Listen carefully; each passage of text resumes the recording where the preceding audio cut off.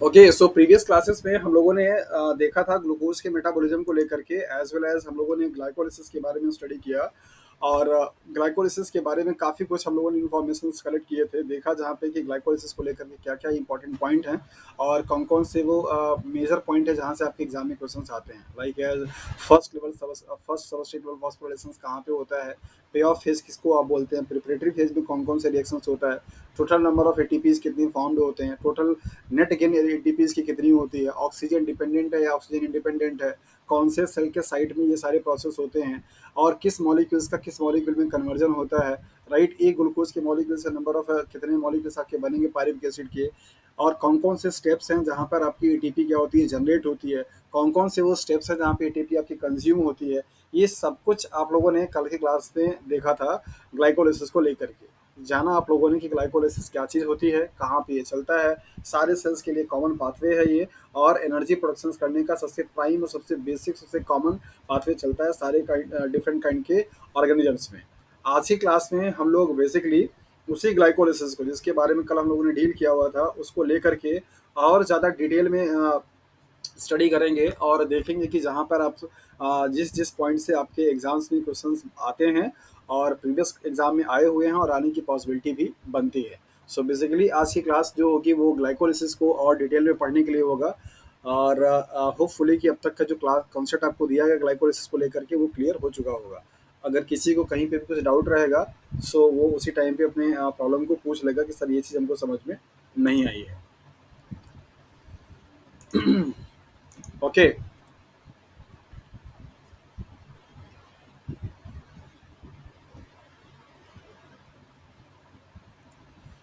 So chemical logic of the glycolytic pathway.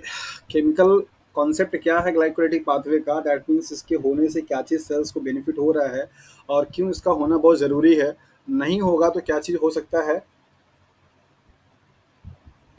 और अगर ये रेगुलेट नहीं होगा मतलब ऐसे रैंडमली होगा तो क्या फ़ायदा या क्या फ़र्क पड़ सकता है आपके सेल्स पे। So this is called chemical logic of the glycolytic pathway.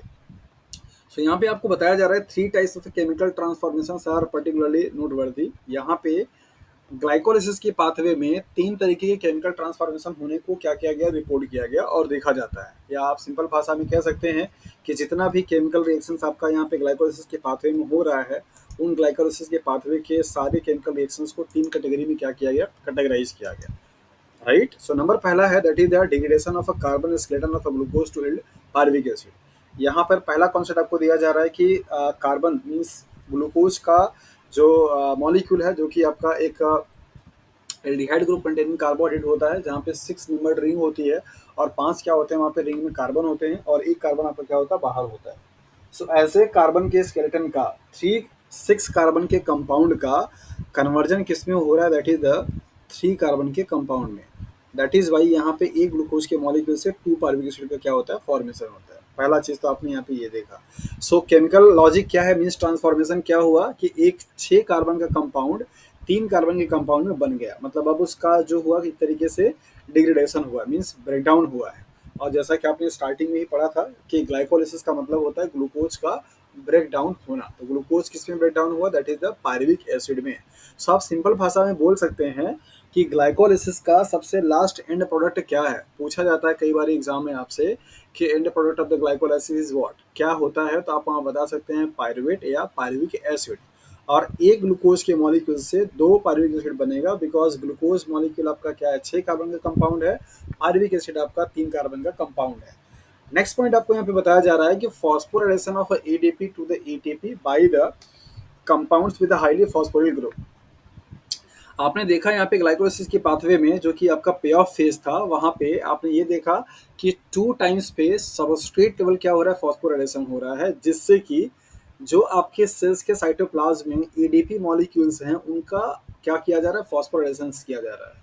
Phosphorylation करने के लिए कोई एक डोनर ग्रुप है, फॉस्फेट ग्रुप का, जो डोनेट कर सकता है, उससे इनऑर्गेनिक फॉस्फेट क्या किया जा रहा है, ट्रांसफर किया जा रहा है एडीपी पे, और उस एडीपी से कन्वर्ट किस में किया जा रहा है, दैट इज द एटीपी में। एडीपी मीन्स एडनीसियम डाइसल्फाइड है और ये आपका क्या है, ट्राइफॉस्फेट है। तो ये वाली जो फॉर्म होती है वो हमारी बॉडी में बेसिकली आपका एनर्जी करेंसी क्या करती है, काम करती है। राइट, सो एडनोसिन डाइफॉस्फेट, एडनोसिन ट्राइफॉस्फेट, ये आपके सेल्स में दोनों ही मॉलिक्यूल्स क्या होते हैं, एक फिक्स कंसंट्रेशन में क्या होते हैं, पाए जाते हैं। इनका एक रेशियो होता है और ये रेशियो ही डिपेंड करेगा कि आपकी बॉडी में एटीपी की सिंथेसिस होगी या नहीं होगी। एडीपी और एटीपी दोनों ही मॉलिक्यूल्स आपके साइटोप्लाज्म में क्या होते हैं, पाए जाते हैं। और अगर आपके साइटोप्लाज्म में एटीपी का कंसंट्रेशन एडीपी से ज़्यादा है, मतलब आपकी बॉडी कोई ऐसा बहुत रिगरस एक्टिविटी नहीं कर रही है जहाँ पे एनर्जी कंजप्शन हो रहा होगा, सो उस टाइम पे बेसिकली आपकी बॉडी में एटीपी क्या होगा, ज़्यादा होगा। अगर ऐसा होता है मीन्स एटीपी का कंसंट्रेशन क्या हो जाए, आपका ज़्यादा हो जाए, एडीपी कंसंट्रेशन क्या हो जाए, लो हो जाए, तो उस टाइम पे आपकी बॉडी में चलने वाली एटीपी प्रोडक्शंस की जितने भी पाथवे होती हैं वो सब क्या होती हैं, स्लो डाउन हो जाती हैं।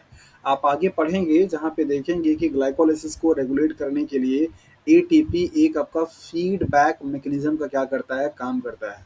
फीडबैक मैकेनिज्म का मतलब ये हुआ कि सपोज कीजिए अगर यहाँ पे आपका ए से कोई बी कंपाउंड बन रहा है और यही बी कंपाउंड क्या करे, ये वाले एक्टिविटी को क्या करे, ब्लॉक कर दे, जिसको आप बोलते हैं फीडबैक मैकेनिज्म।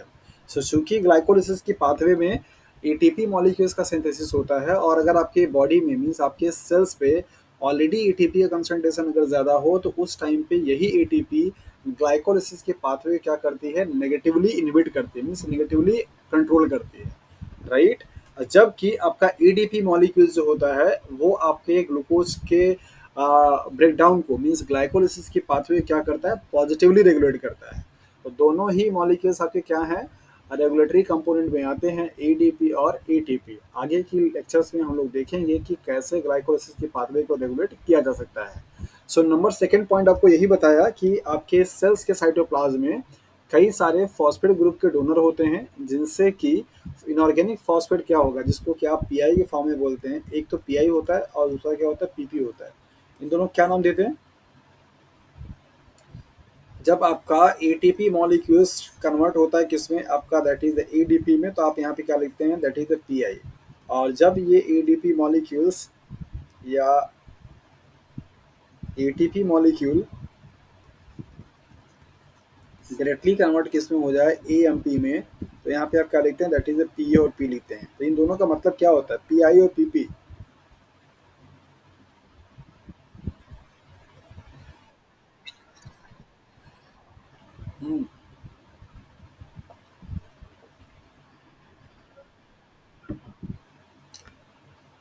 गुड। जब आपके ट्राई फॉस्फेट से दो फॉस्फेट निकल जाते हैं तो वहाँ पे बनता है एएमपी, एडेनोसिन मोनोफॉस्फेट, और निकलने वाले दोनों फॉस्फेट को आप बोलते हैं दैट इज द पायरोफॉस्फेट। क्या बोलते हैं, पायरोफॉस्फेट। जबकि इस वाले को बोलते हैं आप that is the inorganic phosphate. क्या बोलते हैं, इनऑर्गेनिक फॉस्फेट। आपकी बॉडी में फॉस्फेट दो तरीके का, दैट इज द ऑर्गेनिक और इनऑर्गेनिक। इनऑर्गेनिक के फॉर्म में जैसे लाइक एज आपका H2PO4 के फॉर्म में पाया जा सकता है, या HPO4 के फॉर्म में पाया जा सकता है, या आपका H3PO4 के फॉर्म में पाया जा सकता है। ये तीन आपके क्या हैं, इनऑर्गेनिक फॉस्फेट के फॉर्म होते हैं, जिसमें आपका फॉस्फेट आपकी बॉडी में क्या करता है, एग्जिस्ट करता है। ऑर्गेनिक फॉस्फेट का मतलब हुआ कि आपकी बॉडी में कोई ऑर्गेनिक कंपाउंड से फॉस्फेट ग्रुप जुड़ा हुआ हो, जिसको आप ऑर्गेनोफॉस्फेट के नाम से जानते हैं। सो चूंकि एटीपी के मॉलिक्यूल्स में लगने वाला जो फॉस्फेट है वो क्या है, इनऑर्गेनिक सोर्स का होता है। दैट इज वाई यहाँ पे पहला निकलने वाला फॉस्फेट को आप पीआई मीन्स इनऑर्गेनिक फॉस्फेट के नाम से जानते हैं। ओके जी। सो नेक्स्ट पॉइंट है, यहाँ पे आपको बताया जा रहा है कि transfer of hydride ion to NAD forming NADH means what. जो भी आपके H प्लस आयन है या H नेगेटिव आयन है, इनका रिएक्शंस किससे होगा, that is the Na plus से। और रिएक्शंस कराने के बाद आपका क्या बनेगा, दैट इज द NaDH बनेगा। और यही NaDH बाद में चल करके आपका TCA साइकिल में क्या होगा, एंट्री कर जाता है। और इस NaDH से आपको मालूम है कि 3 ATP का क्या होता है, कन्वर्जन होता है। अगर एक आपका FADH होगा तो उससे क्या होगा, दैट इज 2 ATP मॉलिक्यूल्स का कन्वर्जन होगा। और जबकि आपका एक NADH से आपका 3 ATP मॉलिक्यूल्स का कन्वर्जन होगा। हालांकि लेटेस्ट वाली जो कन्वेंशन है वो बताती है दैट इज 1.5 और इसको बताती है 2.5। इसके बारे में चर्चा हम लोग आगे की क्लासेस में करेंगे। सो ये आपका NAD प्लस से NADH का बनना बहुत ही ज़रूरी है। मीन्स वॉट, अगर आपके सेल्स में NAD प्लस अगर बराबर का बराबर हमेशा बना हुआ रहे, इसका ट्रांसफॉर्मेशन ना हो, मीन्स H नेगेटिव आयन जिसको क्या आपने हाइड्राइड आयन बोला हुआ है, ये अगर आकर के इसको क्या करे, रिड्यूस ना करे तो बेसिकली आपका क्या होगा, ये आपका फॉर्मेशन नहीं होगा। और अगर ये फॉर्मेशन नहीं होगा तो आगे वाली जो पाथवे होंगी आपकी टीसीए साइकिल वाली, उनमें आपका ये एज अ रिड्यूसिंग एजेंट का काम करते हैं, ये नहीं कर पाएंगे, मतलब ये वहाँ पे नहीं जा पाएंगे। सो ग्लाइकोलिसिस की पाथवे चलते रहना बहुत ज़रूरी है आगे की सारी पाथवे को चलने के लिए, एज वेल एज आपके सेल्स में इन मॉलिक्यूल के कंसंट्रेशन को बनाए रखने के लिए। और चूंकि एन आपका एक हाई एनर्जेटिक फॉस्फेरिल ग्रुप कंपाउंड होता है, सो इसका ऑक्सीडेशन होकर के मतलब ये कन्वर्जन होगा आपका एटीपी में, तो वहाँ पे एक NADH equal to 3 ATP molecules क्या करेगा, फॉर्म करेगा। सो दीज 3 पॉइंट्स आपको बताए जा रहे हैं जो कि केमिकल लॉजिक बताता है आपको ग्लाइकोलिटिक पाथवे को लेकर के, जहाँ पर आपने देखा कि 6 कार्बन के कंपाउंड का 3 कार्बन में कन्वर्जन होना, ADP से ATP का बनना और NAD प्लस से NADH का बनना, ये आपके क्या हैं, केमिकल लॉजिक हैं ग्लाइकोलाइटिक पाथवे को लेकर के। ओके, सो यहाँ पे हम लोग देखेंगे ग्लाइकोलाइसिस की प्रोसेस को इन डिटेल में, कि अब आपका ग्लाइकोलाइसिस पाथवे को आप और अभी तक जो आपने ऐसे नॉर्मल बुक में पढ़ा उनसे हट करके और ग्लाइकोलाइसिस को लेकर के क्या चीज़ है। सो नंबर पहला है that is the phosphorylation of a glucose. First step में आपने देखा है कि ग्लूकोज से ग्लूकोज 6 फॉस्फेट का क्या होता है, बनना होता है। तो यहाँ पर आपका ये ग्लूकोज है। बार बार मैं ये बोलता हूँ कि ये आपका एक क्या है, 6 मेंबर्ड रिंग है, जिसमें कि आपके 5 क्या है, कार्बन रिंग में है, एक कार्बन रिंग के क्या है, बाहर है, राइट। ये बार बार आपको मैं इसलिए बोलता हूँ कि ग्लूकोज को लेकर के दिया गया था स्टेटमेंट कि which one of the following statement is not correct about the glucose. और वहाँ पे दिया गया था कि it is 6 membered ring and having 6 carbon in the ring, and it is a 5 membered ring and having 5 carbon ring, having the 6 carbon ring, having 5 carbon in ring, इस तरीके से स्टेटमेंट देता है। तो आपको याद रखना पड़ेगा ये रिंग आपकी जो है 6 मेंबर्ड है, 1 2 3 4 5 और 6, इस पूरे रिंग में आपके क्या है, 6 मेंबर हैं। लेकिन रिंग में अगर कार्बन की संख्या देखेंगे तो कितना मिलेगा आपको, 5 मिलेगा। छठवां कार्बन कहाँ पे आपका, रिंग के बाहर है। सो glucose is a 6 membered ring having 5 carbon in the ring, एक कार्बन जो होता है आपका क्या है, वो बाहर है। जबकि फ्रक्टोज जिसका फॉर्मूला सेम होता है, वो 5 मेंबर्ड रिंग होता है, जिसमें कि 4 कार्बन के क्या होते हैं, रिंग में होते हैं, और आपके 2 कार्बन क्या होते हैं, बाहर होते हैं। उसको आप बोलते हैं दैट इज द फ्यूरानोज, इसको आप बोलते हैं that is the pyranose. So glucose is a pyranose form while fructose is the furanose form. So यहाँ पर आपको दिखाया जा रहा है कि ग्लूकोज के मॉलिक्यूल्स का फॉस्फोराइलेशन हो रहा है, और इस फॉस्फोराइलेशन करने के लिए जो फॉस्फेट का डोनर है वो कौन है, that is the ATP molecule है। और यहाँ पे आपका एंजाइम जो प्ले कर रहा है दैट इज द हेक्सोकाइनेज। मैंने आपको बहुत पहले ही बताया है कि काइनेज सफिक्स जहाँ पे कहीं पे आपका लग जाएगा, kinase kinase suffix kinase suffix जहाँ कहीं पे लग जाएगा, वो हमेशा आपको सबस्ट्रेट का क्या करता है, वो सबस्ट्रेट का क्या करता है, फॉस्फोराइलेशन करता है। इस चीज़ को आप ध्यान रखिएगा। मतलब किसी भी सबस्ट्रेट में काम करने के लिए अगर काइनेज वर्ड से जुड़ा हुआ कोई एंजाइम लग रहा होगा, तो आप ये समझिएगा कि उस सबस्ट्रेट से जब प्रोडक्ट का फॉर्मेशन होगा तो वहाँ पे फॉस्फेट ग्रुप का क्या किया जाएगा, एडिशन किया जाएगा। इसी को आप बोलते हैं दैट इज द फॉस्फोराइलेशन। चूंकि यहाँ पे 6 मेंबर्ड रिंग है, इसलिए इसका नाम दिया गया हेक्सो। 6 मेंबर का क्या है, आपका ये कंपाउंड है। काइनेज का मतलब हुआ कि फॉस्फेट ग्रुप का ऐड करना। इसके लिए जो को फैक्टर का काम कर रहा है that is the magnesium divalent cation.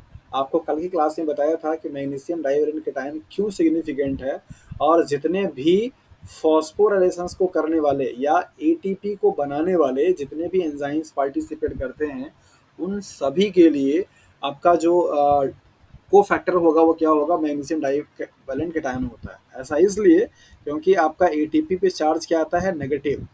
तो इस एटीपी को इस हेक्सोकाइनेज मॉलिक्यूल्स के से अच्छे तरीके से वो करने के लिए यहाँ पे ये क्या करता है, पॉजिटिवली चार्ज होता है, और इनका पॉजिटिव इनका नेगेटिव अच्छे तरीके से क्या करता है, इंटरेक्शंस करता है, तो मोर इफिशिएंट बनाता है। तो आप यहाँ पे देख पा रहे हैं कि ग्लूकोज के मॉलिक्यूल्स के 6वें नंबर वाले कार्बन का जो आपका हाइड्रोक्सिल ग्रुप है, वहाँ क्या किया जा रहा है, फॉस्फेट ग्रुप को ऐड किया जा रहा है, जिसको कि आप बोलते हैं ग्लूकोज 6 फॉस्फेट।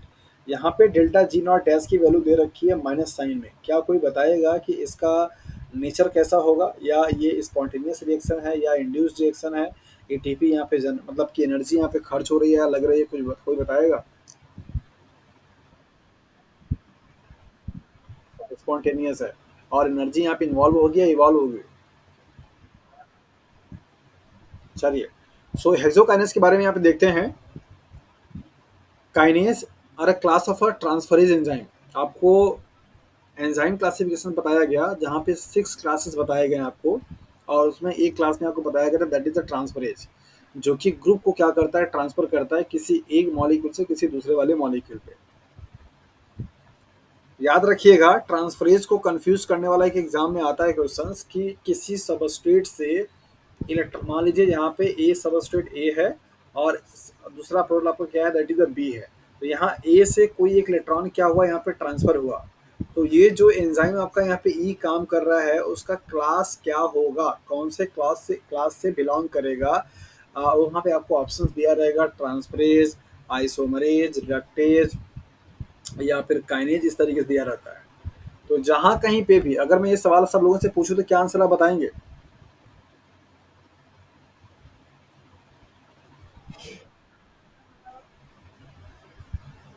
सवाल मेरा ये है कि कोई एक ऐसे मैं बताता हूँ एक एग्जांपल के तौर पे। जैसे मान लीजिए यहाँ पे x है और प्लस यहाँ पे क्या है, y है। इस x वाले से एक इलेक्ट्रॉन निकलकर कहाँ पे जा रहा है, y पे जा रहा है। ऐसा कराने के लिए मान लीजिए यहाँ पे एरो दे देते हैं। ऐसा कराने के लिए जो एंजाइम लगा हुआ है इसको हमने यहाँ पे ई दे दिया है। तो ये जो ई वाला एंजाइम है वो कौन से क्लास से बिलोंग करेगा, that is the transferase class से बिलोंग करेगा, या आइसोमरेज क्लास से बिलोंग करेगा, या फिर आपका रिडक्टेज क्लास से बिलोंग करेगा, या फिर आपका that is the lyase class से बिलोंग करेगा। ये 6 क्लासेस आपको बताए गए। तो कौन से क्लास ऑफ एंजाइम से बिलोंग करेगा ये?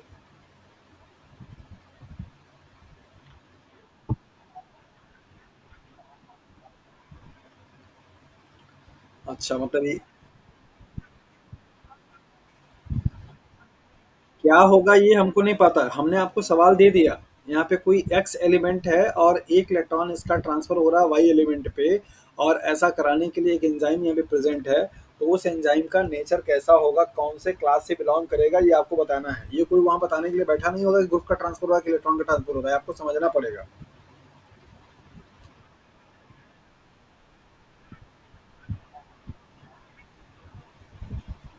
फिर आपने वही वर्ड यूज किया अगर, ये कौन बताएगा अगर, कंफर्म कौन करेगा?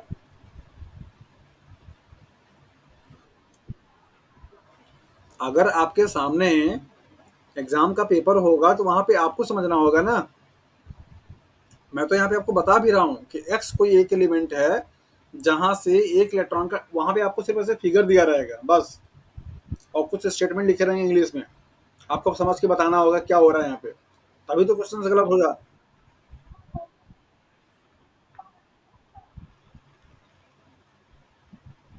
चलिए, और कोई?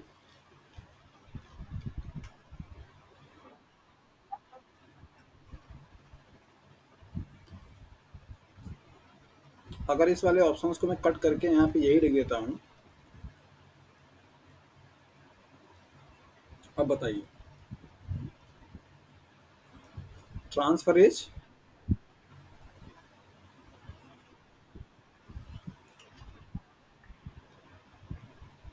पक्का? चलिए, तो यही आपको कंफ्यूजन दूर करने के लिए मैंने ये एग्जांपल दिया यहाँ पे। ट्रांसफरेज ऐसा क्लास ऑफ एंजाइम है जो कि किसी एक एलिमेंट से, किसी एक कंपाउंड से किसी ग्रुप को क्या करता है, ट्रांसफर करता है। क्या करता है? ट्रांसफर करता है।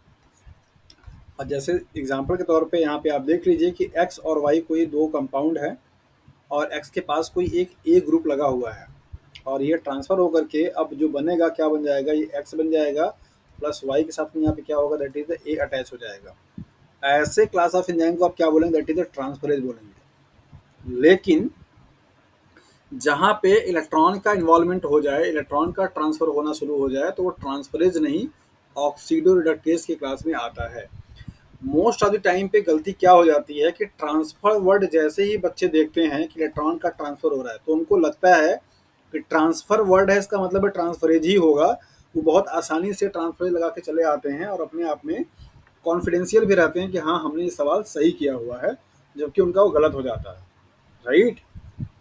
सो ट्रांसफरेज हमेशा क्या करेगा, ग्रुप को ट्रांसफर करेगा। वो ग्रुप कुछ भी हो सकता है, मिथाइल ग्रुप हो सकता है, हाइड्रोक्सिल ग्रुप हो सकता है, अल्कोहल ग्रुप हो सकता है, कुछ भी ग्रुप हो सकते हैं। जबकि ऑक्सीडोरेक्टेज क्या करेगा, हमेशा इलेक्ट्रॉन का ट्रांसफर करेगा। तो यहाँ पर आपको दिया गया कि काइनेज एक ट्रांसफरेज सब क्लास से बिलोंग करने वाला क्या है, एंजाइम है, जो कि किसको ट्रांसफर करेगा, फॉस्फेट को। Hexokinase requires magnesium divalent cation for its activity, Mg पे 2 positive. True substrate for the enzyme is not ATP, ATP यहाँ पे 4 2 दिया रखा है, but the magnesium ATP 2 complexes. मतलब आपको यहाँ पे ये बताया जा रहा है कि इस एंजाइम के लिए सबस्ट्रेट सिर्फ आपका सिर्फ ये एटीपी नहीं है, एटीपी के साथ में जो लगा हुआ आपका मैग्नीशियम डाइवेलेंट केटायन है, ये जब दोनों मिलेंगे तब जाकर के इस हेक्सोकाइनेज मॉलिक्यूल्स का एफिनिटी जो है वो अच्छे तरीके से बन पाती है बाइंड करने के लिए। Mg2+ shield the negative charge of the phosphoryl group in the ATP। ATP molecules में जो फॉस्फेट पे नेगेटिव चार्ज होता है, उस नेगेटिव चार्ज से बहुत ही आसानी से मैग्नीशियम पे पाया जाने वाला डाइवेलेंट केटायन जो होता है वो क्या करता है, रिएक्ट करता है, मीन्स एसोसिएट करता है, जिसकी वजह से अब उसके एक्टिव साइट में बाइंडिंग एफिनिटी क्या होती है, और इम्प्रूव हो जाती है। कल की भी क्लास में ये बात बताया था कि जो भी फॉस्फेट ग्रुप को ट्रांसफर करने वाले या एटीपी को बनाने वाले आपके एंजाइम होते हैं, उनके लिए कोफैक्टर हमेशा मैग्नीशियम डाइवेलेंट केटायन ही पाया जाता है। Hexokinase is present in nearly all kind of organism. जितने भी ऑर्गेनिज्म आपके पाए जा रहे हैं उन सभी में क्या होता है, हेक्सोकाइनेज पाया जाता है। क्यों? क्योंकि ग्लाइकोलिसिस कॉमन पाथवे होती है सारे ऑर्गेनिज्म में। The human genome encode 4 different kind of hexokinase. हमारी बॉडी में 4 क्लास के आपके क्या हैं, हेक्सोकाइनेज एंजाइम पाए जाते हैं। All of which catalyse the same reaction. सभी डिफरेंट क्लासेस के या डिफरेंट टाइप्स के हेक्सोकाइनेज मॉलिक्यूल जो होते हैं वो यही काम करते हैं, ग्लूकोज से ग्लूकोज 6 फॉस्फेट को ही बनाते हैं। 2 or more enzyme that catalyze the same reactions but are encoded by different genes are called isozyme। 2 या 2 से ऐसे अधिक एंजाइम जो कि सेम काइंड के रिएक्शंस को क्या करते हो, कैटालाइज करते हो, लेकिन उनका जो प्रोडक्शंस हो रहा है, मीन्स जो डीएनए का सीक्वेंस है वो क्या हो, अलग अलग जीन से हो, तो ऐसे ग्रुप ऑफ एंजाइम को बेसिकली आप आइसोजाइम के नाम से जानते हैं। So isozymes can be defined as what, that is catalyse same kind of reactions but produced by different kinds of different of genes. अलग अलग जीन्स से अगर उनका प्रोडक्शन हो रहा होगा बट वो सेम टाइप के रेसेस को परफॉर्म करेंगे तो उसको आप आइसोजाइम के नाम से जानते हैं। One of the isozyme present in the hepatocytes hexokinase 4 also called glucokinase. आपको बताया जा रहा है कि जो आपकी आरबीसी सेल्स होती है वहाँ पे एक आपका हेक्सोकाइनेज है जिसको कि हेक्सोकाइनेज 4 बोला जाता है, और आप इसको ग्लूकोकाइनेज के नाम से जानते हैं। नॉर्मली आपको क्या बोला जाता है, that is a hexokinase, but एक टर्म आपको यहाँ पे और दिया गया, दैट इज द ग्लूकोकाइनेज। आपसे एग्जाम में बड़े फ्रिक्वेंटली ये पूछा जाता है हेक्सोकाइनेज और ग्लूकोकाइनेज में क्या डिफरेंसेस है, इनकी एक्टिविटी में और इनके केएम की वैल्यू में क्या क्या डिफरेंसेस है, कौन ज़्यादा एफिशिएंट है कौन कम एफिशिएंट है, इसको लेकर के बहुत बारी सवाल आपको देखने को मिल जाते हैं। और आपने एग्जाम में अगर प्रॉब्लम सॉल्व किया है प्रीवियस ईयर के तो आपको अब तक को एग्जाम में देखने को मिले होंगे। सो यहाँ पे देखेंगे हम लोग कि क्या इनमें डिफरेंसेस है। Isozyme may occur in the same species, in the same tissues, even in the same cell। आइसोजाइम जो कि आपके डिफरेंट डिफरेंट लोकेशन से, मतलब मान लीजिए आपका ये एक जीन का डीएनए का स्ट्रेस है और यहाँ पे आपके ऐसे कुछ जीन्स हैं और अलग अलग जीन्स से क्या किया जा रहा है, मान लीजिए आपका यहाँ पे हेक्सोकाइनेज 1 है, यहाँ पे आपका हेक्सोकाइनेज 2 है, यहाँ पे आपका हेक्सोकाइनेज 3 है। ये सभी का काम बेसिकली क्या है, ग्लूकोज से ग्लूकोज 6 फॉस्फेट का बनाना, बट ये अलग अलग लोकेशन से क्या किए जा रहे हैं, जीन से इनकोड किए गए हैं, राइट। तो आपको यही बताया जा रहा है कि आइसोजाइम जो होंगे उनका कंडीशंस क्या हो सकता है, ये पॉइंट बड़ा इंपॉर्टेंट है। हो सकता है कि वो सेम काइंड के स्पीसीज में पाया जाए, ये भी हो सकता है कि वो सेम काइंड के टिश्यूज में पाया जाए, ये भी पॉसिबिलिटी होती है कि एक ही सेल हो और एक ही सेल्स में आपके आइसोजाइम की लोकेशंस देखने को मिल जाए। तो ये सेल लेवल पे भी सेम काइंड के सेल्स में पाए जाने की प्रोबेबिलिटी इनकी बनती है। नेक्स्ट है जनरली डिफर इन काइनेटिक्स और रेगुलेटरी प्रॉपर्टीज। आइसोजाइम जो होते हैं उनका काइनेटिक्स जो होती है वो लगभग क्या होती है, मोस्ट ऑफ द केसेस में क्या होता है, डिफर होता है, या उनकी जो जो उनको रेगुलेट करने वाले मॉलिक्यूल्स होते हैं जिनसे वो रेगुलेट होते हैं वो उनका प्रॉपर्टी क्या होता है, अलग होता है।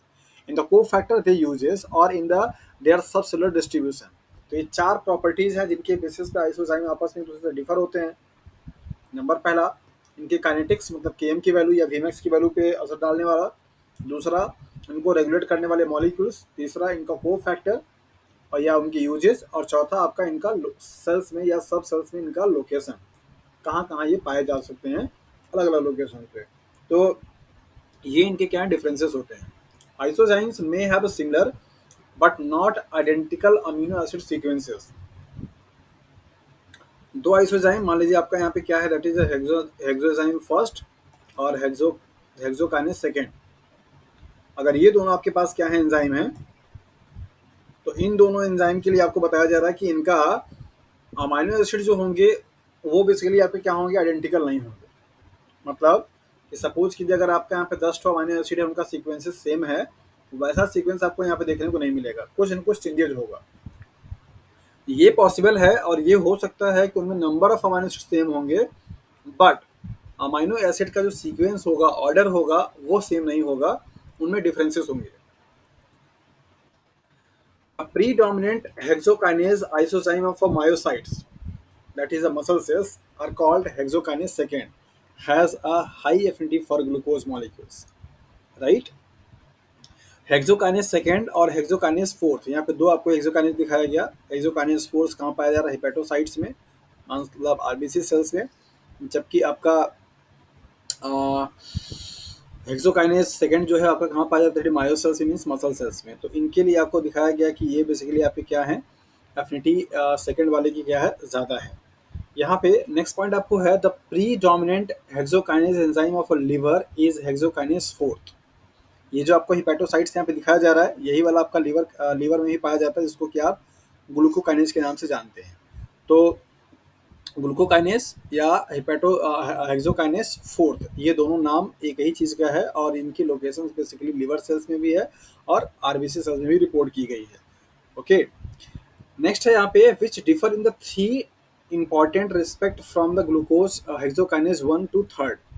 ये जो फोर्थ वाला ग्लूकोकाइनेज है, इसका जो प्रॉपर्टी है बाकी रिमेनिंग जो थ्री क्लासेस हैं आपके हेक्सोकाइनेज से, उनसे क्या होता है, डिफर होता है।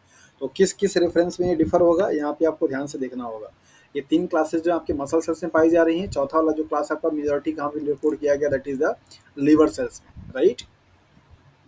तो चौथे वाले की जो प्रॉपर्टी है, जिसको कि आपने ग्लूकोकाइनेज बोला हुआ है, ग्लूकोकाइनेज की जो प्रॉपर्टी बाकी तीन जो रिमेनिंग हेक्सोकाइनेज हैं उनसे कैसे डिफर है, ये यहाँ पर आपको देखना है।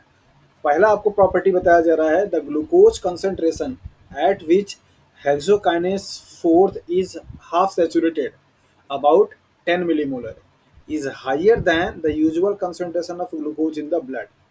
मतलब आपको यहाँ पे बताया जा रहा है कि ब्लड में आपके ग्लूकोज का जो कंसंट्रेशन पाया जाता है, उस कंसंट्रेशन से ज़्यादा ग्लूकोज का कंसंट्रेशन चाहिए है किसको, हेक्सोकाइनेज फोर्थ को, हाफ सैचुरेटेड होने के लिए, मतलब कि केएम की वैल्यू बोल सकते हैं आप।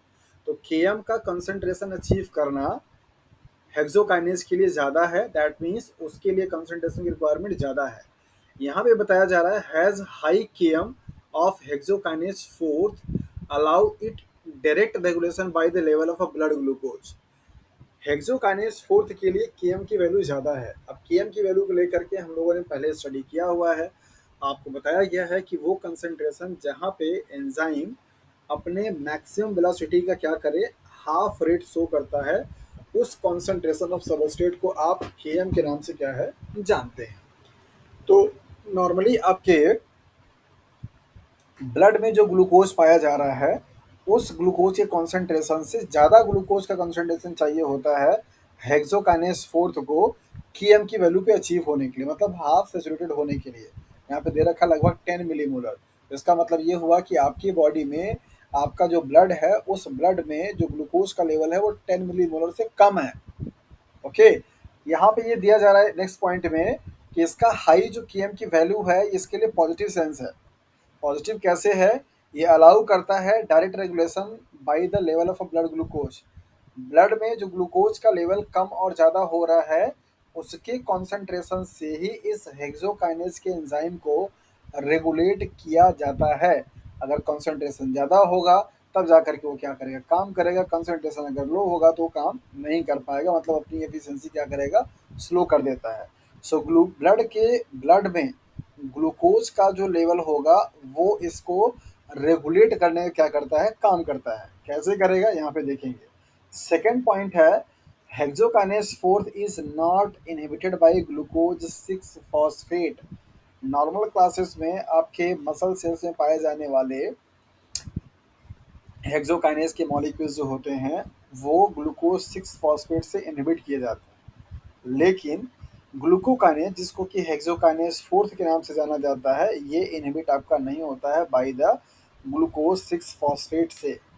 यहाँ पे आपको ग्राफ दिया जा रहा है और इस ग्राफ से आपको समझाने की कोशिश किया जा रहा है कि हेक्सोकाइनेज फर्स्ट से लेकर के थर्ड में और हेक्सोकाइनेज फोर्थ में क्या डिफरेंसेस है। इस ग्राफ को देख करके अब आप लोग मुझे बताएंगे। पहले मैं आपको ये वाला फिगर समझा देता हूँ, फिर ये वाले ग्राफ में आप लोगों का इनपुट मैं चाहूँगा।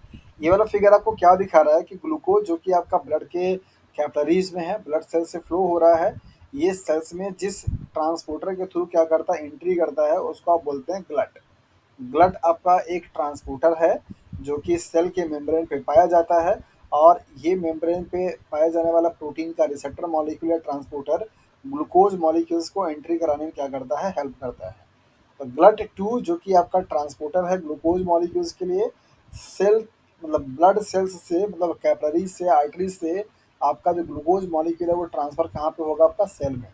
सेल में जब आपका ट्रांसफर हुआ तो यहाँ पर आप देख पा रहे होंगे कि हेक्सोकाइनेज फोर्थ है जो कि इसको क्या करेगा, ग्लूकोज 6 फॉस्फेट और फ्रक्टोज 6 फॉस्फेट में क्या होगा, प्रोसेस चलेगी। और ये फ्रक्टोज 6 फॉस्फेट आपको यहाँ पे दिखाई दे रहा है कि हेक्सोकाइनेज फोर्थ को आपका सेल्स से बाहर, मतलब कि न्यूक्लियस में जाने में क्या करता है, हेल्प करता है। मतलब हेक्सोकाइनेज फोर्थ आपका साइटोप्लाज्म एंड न्यूक्लियस इन दोनों में क्या करता है, ट्रांसफर होता रहता है, मतलब एक्सचेंज होता रहता है। और ऐसा करने के लिए ये ग्लूकोज मॉलिक्यूल्स और आपका ग्लूकोज 6 फ्रक्टोज 6 फॉस्फेट ये दोनों ही क्या करते हैं, रेगुलेट करते हैं। यहाँ पर आपको दिखाया जा रहा है कि नॉर्मल कंडीशंस में जब ये न्यूक्लियस में चला जाएगा तो ये किससे बाइंड करता है, रेगुलेटरी प्रोटीन से, मतलब फ्री फॉर्म में ये नहीं रह पा रहा है। तब इसका मतलब ये क्या हुआ कि जब भी आपका ग्लूकोज मॉलिक्यूल्स का कंसंट्रेशन क्या होगा, बहुत ज़्यादा होगा, राइट। ग्लूकोज मॉलिक्यूल कंसंट्रेशन क्या होगा, बहुत ही ज़्यादा होगा। उस केस में ये आपका जो न्यूक्लियस में पाया जाने वाला हेक्सोकाइनेज मॉलिक्यूल्स है, इसका ये ट्रांसपोर्टेशन कहाँ पे होगा, आपका साइटोप्लाज्म में होगा। और तब जाकर के ये पाथवे आपकी कौन चलेगी, ये वाली चलेगी। लेकिन जब ग्लूकोज का कंसंट्रेशन क्या होगा, कम होगा, फ्रक्टोज 6 फॉस्फेट का कंसंट्रेशन आपका ज़्यादा होगा, तो ये हेक्सोकाइनेज मॉलिक्यूल क्या होगा, आपका न्यूक्लियस में ट्रांसफर हो जाएगा। और न्यूक्लियस में जहाँ पे आपका रेगुलेटरी प्रोटीन जिससे वो क्या करेगा, बाइंड कर जाएगा। अब आपका इस सेल्स में कोई काम इसका नहीं रहेगा। तो इस तरीके से साइटोप्लाज्म और न्यूक्लियस में ट्रांसपोर्टेशन आपका होता रहता है ग्लूकोज हेक्सोकाइनेज 6 फोर्थ वाले का। और उसकी वजह से ग्लूकोज का मेटाबॉलिज्म क्या होता है, रेगुलेट होता है in the case of liver cells या हिपेटोसाइट सेल्स, राइट। सो ये फिगर आपको यही बता रहा है। अब इस फिगर पे हम लोग आते हैं, यहाँ पे आपको ग्राफ दे रखा है। ऐसा ग्राफ मैंने आपको बहुत सारा पढ़ाया है, बहुत सारा बताया है। अब आप मुझे ये बता दीजिए कि इन दोनों ग्राफ में से आप क्या समझते हैं, के एम की वैल्यू वी मैक्स की वैल्यू पे क्या इफेक्ट पड़ रहा है, किसका घट रहा है, किसका बढ़ रहा है, जल्दी बताइए फटाफट।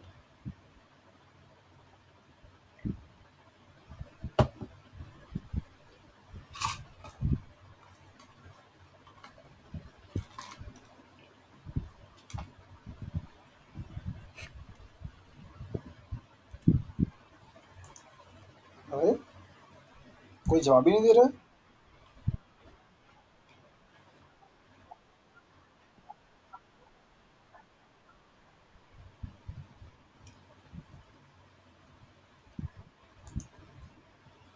ओके, मतलब कि हेक्सोकाइनेज फोर्थ, जिसको कि ग्लूकोकाइनेज बोला जाता है, रेड वाला।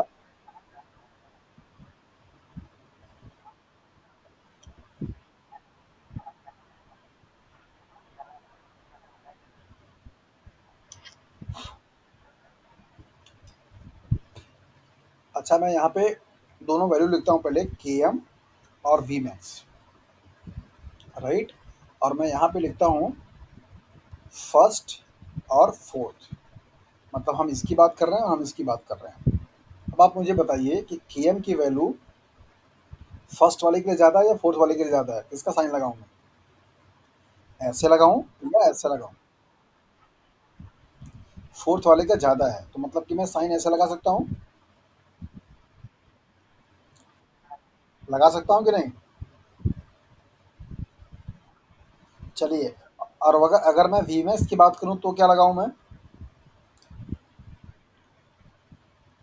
फर्स्ट वाला क्या है, ज़्यादा है एज कंपेयर टू फोर्थ वाले की, राइट? यही बताना चाह रहे हैं आप लोग? ऐसे ऐसे ही सिंबल दे करके आपसे पूछा जाता है और आप उसमें कंफ्यूज हो जाते हैं। याद रखिएगा कि ये आपका ग्रेटर देन का साइन है और ये आपका लेस देन का साइन है। जिस किसी भी एलिमेंट की तरफ ये माउथ आपका ओपन होगा इसका मतलब ये क्या है, बड़ा है इस वाले से। जैसे यहाँ पे ये बड़ा है, यहाँ पे ये बड़ा है। अब आप मुझे ये बताइए कि इन केएम और वीएमएस की वैल्यू के बेसिस पे अगर मैं आपसे पूछूं कि कौन सा एंजाइम मोर एफिशिएंट है तो क्या बताएंगे, फर्स्ट या फोर्थ?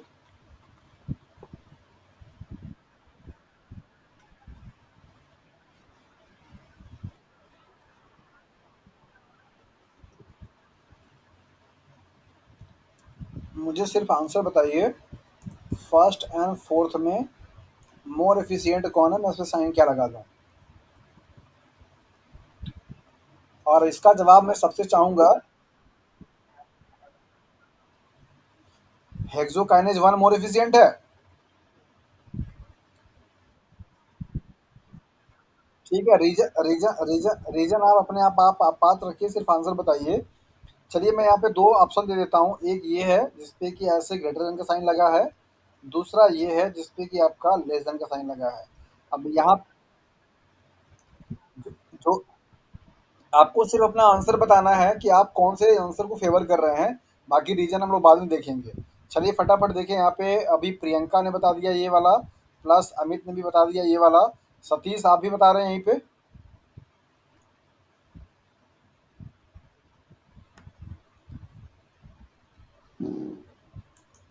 हेलो, मतलब आप भी फर्स्ट वाले ऑप्शन पे जा रही हैं? ओके चलिए, रितु है, प्रियंका है, अमित है, और कौन कौन बचा है यहाँ पे? हाँ,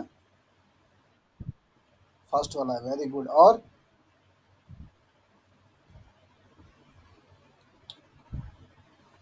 आप लोग आंसर अगर नहीं करेंगे तो मैं इसका मतलब यही समझूंगा कि आपको चीज़ें समझ में नहीं आई, क्या ऐसा सही है मेरा समझना?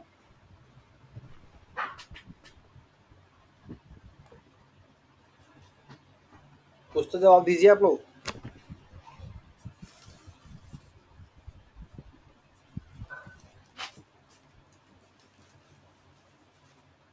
अनामिका है, और रितु है, रानू है, ज्योति है। फर्स्ट वाला है, इतना देर से जवाब क्यों आता है ज्योति? अच्छा, रितु ने भी बता दिया फर्स्ट वाला। ओके, चलिए इसके लिए कॉन्सेप्ट आपको दिया गया था बहुत पहले ही मैंने पढ़ाया था केएम और के कैट की वैल्यू के बारे में। और आपको वहाँ पे मैंने बताया था एंजाइम की एफिशिएंसी को मेजरमेंट करता है ये दोनों वैल्यू, के कैट और केएम। जिस किसी भी एंजाइम के लिए केएम की वैल्यू क्या होती है, लो होती है, इसका मतलब होता है कि उसको कम से कम सबस्ट्रेट कंसंट्रेशन पे ही अपनी मैक्सिमम एफिशिएंसी दिखाता है। मतलब लो केएम की वैल्यू का मतलब होता है हाई एफिशिएंट, और हाई केएम की वैल्यू का मतलब होता है लेस एफिशिएंट। सो चूंकि यहाँ पे हेक्सोकाइनेज फर्स्ट के लिए केएम की वैल्यू क्या है, छोटी है, मतलब कम है, दैट इज वाई आप बोल सकते हैं कि हेक्सोकाइनेज फर्स्ट आपका मोर एफिशिएंट है as compare to the fourth वाले के। तो आपने इसका मतलब ये समझा कि जो भी लिवर सेल्स में या फिर आपके आरबीसी सेल्स में पाए जाने वाले हेक्सोकाइनेज हैं, उनका उनकी एफिशिएंसी क्या है, कम है as compare to the muscles वाले के, राइट?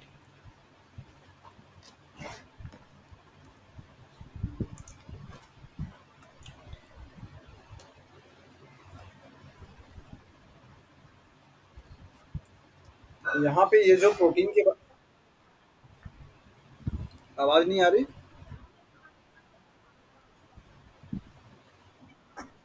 मैंने मैंने आपको ये बताया कि चूंकि केएम वैल्यू और के कैट की वैल्यू एंजाइम के एफिशिएंसी को मेजरमेंट करने के पैरामीटर्स हैं। आपको प्रीवियस लेक्चर में पढ़ा चुका हूँ। आपने जाना है कि किसी भी एंजाइम के लिए अगर केएम की वैल्यू बहुत ज़्यादा होगी, इसका मतलब ये होता है कि वो लेस एफिशिएंट है, या केएम की वैल्यू जिसके लिए कम होगी, उसका मतलब क्या होता है कि कम से कम सबस्ट्रेट कंसंट्रेशन पे ही वो अपनी मैक्सिमम एफिशिएंसी एंजाइम क्या करता है, शो कर सकता है, मतलब वो ज़्यादा एफिशिएंट है। सो चूंकि इस केस में हेक्सोकाइनेज फर्स्ट के लिए केएम की वैल्यू क्या है, कम है as compare to the hexokinase fourth वाले के लिए से, दैट इज वाई हम लोग यहाँ पे बोल सकते हैं कि हेक्सोकाइनेज फर्स्ट आपका ज़्यादा एफिशिएंट एंजाइम है as compare to the hexokinase fourth वाले के। सो इसका कंक्लूजन क्या निकला कि लिवर में और आपके आरबीसी सेल्स में पाए जाने वाले हेक्सोकाइनेज, जिसको क्या ग्लूकोकाइनेज के नाम से भी जानते हैं, इनकी एफिशिएंसी क्या है, कम होती है एज कंपेयर टू द उन हेक्सोकाइनेज मॉलिक्यूल्स के एंजाइम्स को जो कि आपके मसल सेल्स में पाए जाते हैं। यहाँ पे नीचे ये वाले प्रोटीन के बारे में डिस्कशन कर रहा है, जो कि मैंने आपको थोड़ी देर पहले ब्रीफ किया था। यहाँ पे बता रहा है the protein inhibitor of a hexokinase fourth is a nuclear binding protein that draw hexokinase into the nucleus when the fructose 6 phosphate concentration in liver is high. जब आपका ये हाई होगा तो इसको क्या करेगा, ड्रॉ कर लगेगा, जैसा कि मैं पहले आपको बता चुका हूँ। And release it to the cytosol when the glucose concentration is high. जब ये बड़ा होगा तो आपका क्या करेगा, ये इधर की तरफ आएगा, और ये ज़्यादा होगा तो क्या करेगा, इधर तरफ चला जाएगा। ये आपको पहले ही बताया था, जिसका एक्सप्लेनेशन आपको यहाँ पे लिख करके दिया हुआ है। Glucokinase has high KM and Vmax value than hexokinase. क्या ये लाइन सही लिखी हुई है?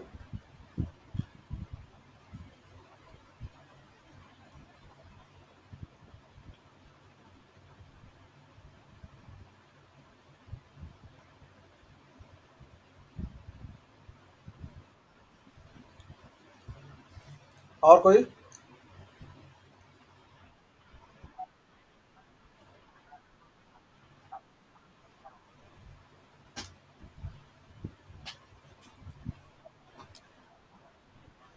ये पॉइंट मैंने जानबूझ के गलत लिखा हुआ है, आपके समझ को टेस्ट करने के लिए कि आप कितना समझ पाए हैं। इसलिए मैंने पूछा कि क्या ये लाइन सही लिखी हुई है, इसलिए मैंने इसको ब्लैक से लिखा हुआ है।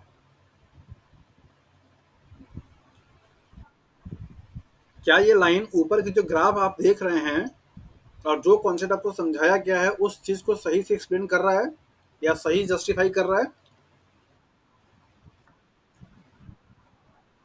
चलिए, तो क्या मॉडिफिकेशन, क्या, क्या मॉडिफिकेशन यहाँ पे होना चाहिए, मतलब क्या चेंजेस लग रहा है आपको?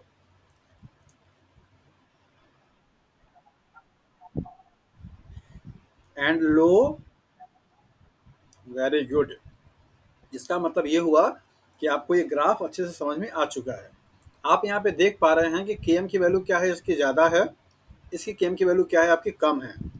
वी मैक्स की वैल्यू इसकी यहाँ पे है और वी मैक्स की वैल्यू इसकी यहाँ पे है, राइट। तो इसके लिए केएम की वैल्यू क्या हो गई, ज़्यादा हो गई as compare to this one, लेकिन वी मैक्स की वैल्यू क्या हो गई, लो हो गई। यही ये ग्राफ आपको बता रहा है। ये जब पीडीएफ आपको मिलेगा तो यहाँ पे आपको ये टाइप किया हुआ रहेगा लो। ये मैंने जानबूझ करके ऐसे फॉल्ट वाले स्टेटमेंट दिए थे ताकि मुझे समझ में आए कि हाँ आप लोगों को समझ में आ भी रहा है कि नहीं आ रहा है। ओके, अगर आप किसी भी टेक्स्ट में या किसी भी फिगर में गलतियाँ फाइंड आउट कर पाते हैं, इसका मतलब ये होता है कि आपको उस चीज़ की समझ बहुत अच्छी है। आप गलती तभी निकाल सकते हैं जब आप सही होंगे।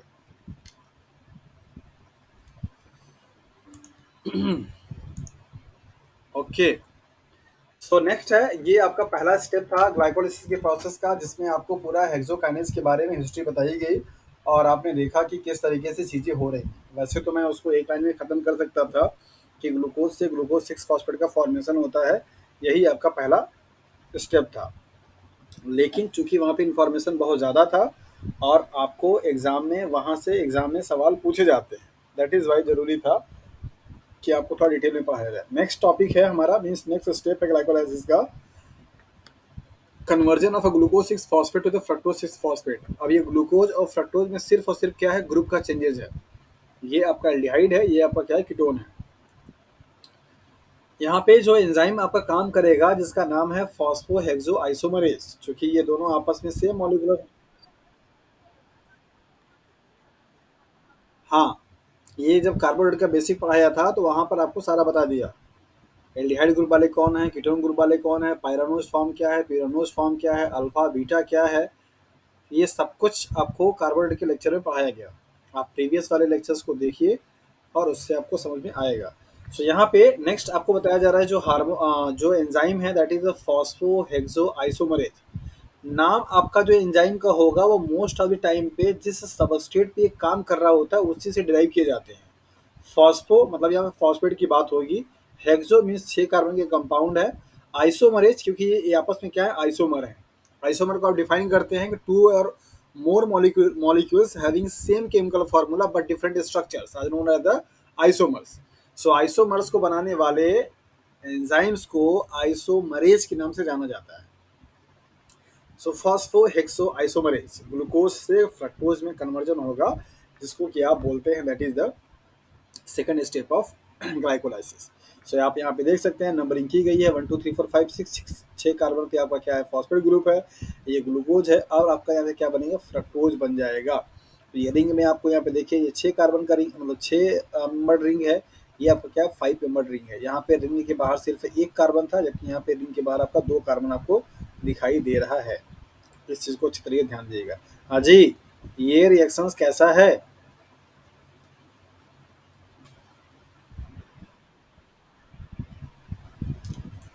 गुड, मतलब यहाँ पे एनर्जी क्या हो रही है, सेल्स की लग रही है। ये रिएक्शंस कराने के लिए एनर्जी सेल्स को कंज्यूम करना पड़ेगा। मतलब अगर गिव्स फ्री एनर्जी कॉन्सेप्ट समझेंगे तो ये एक एंडरगोनिक रिएक्शन का क्या है, टाइप है।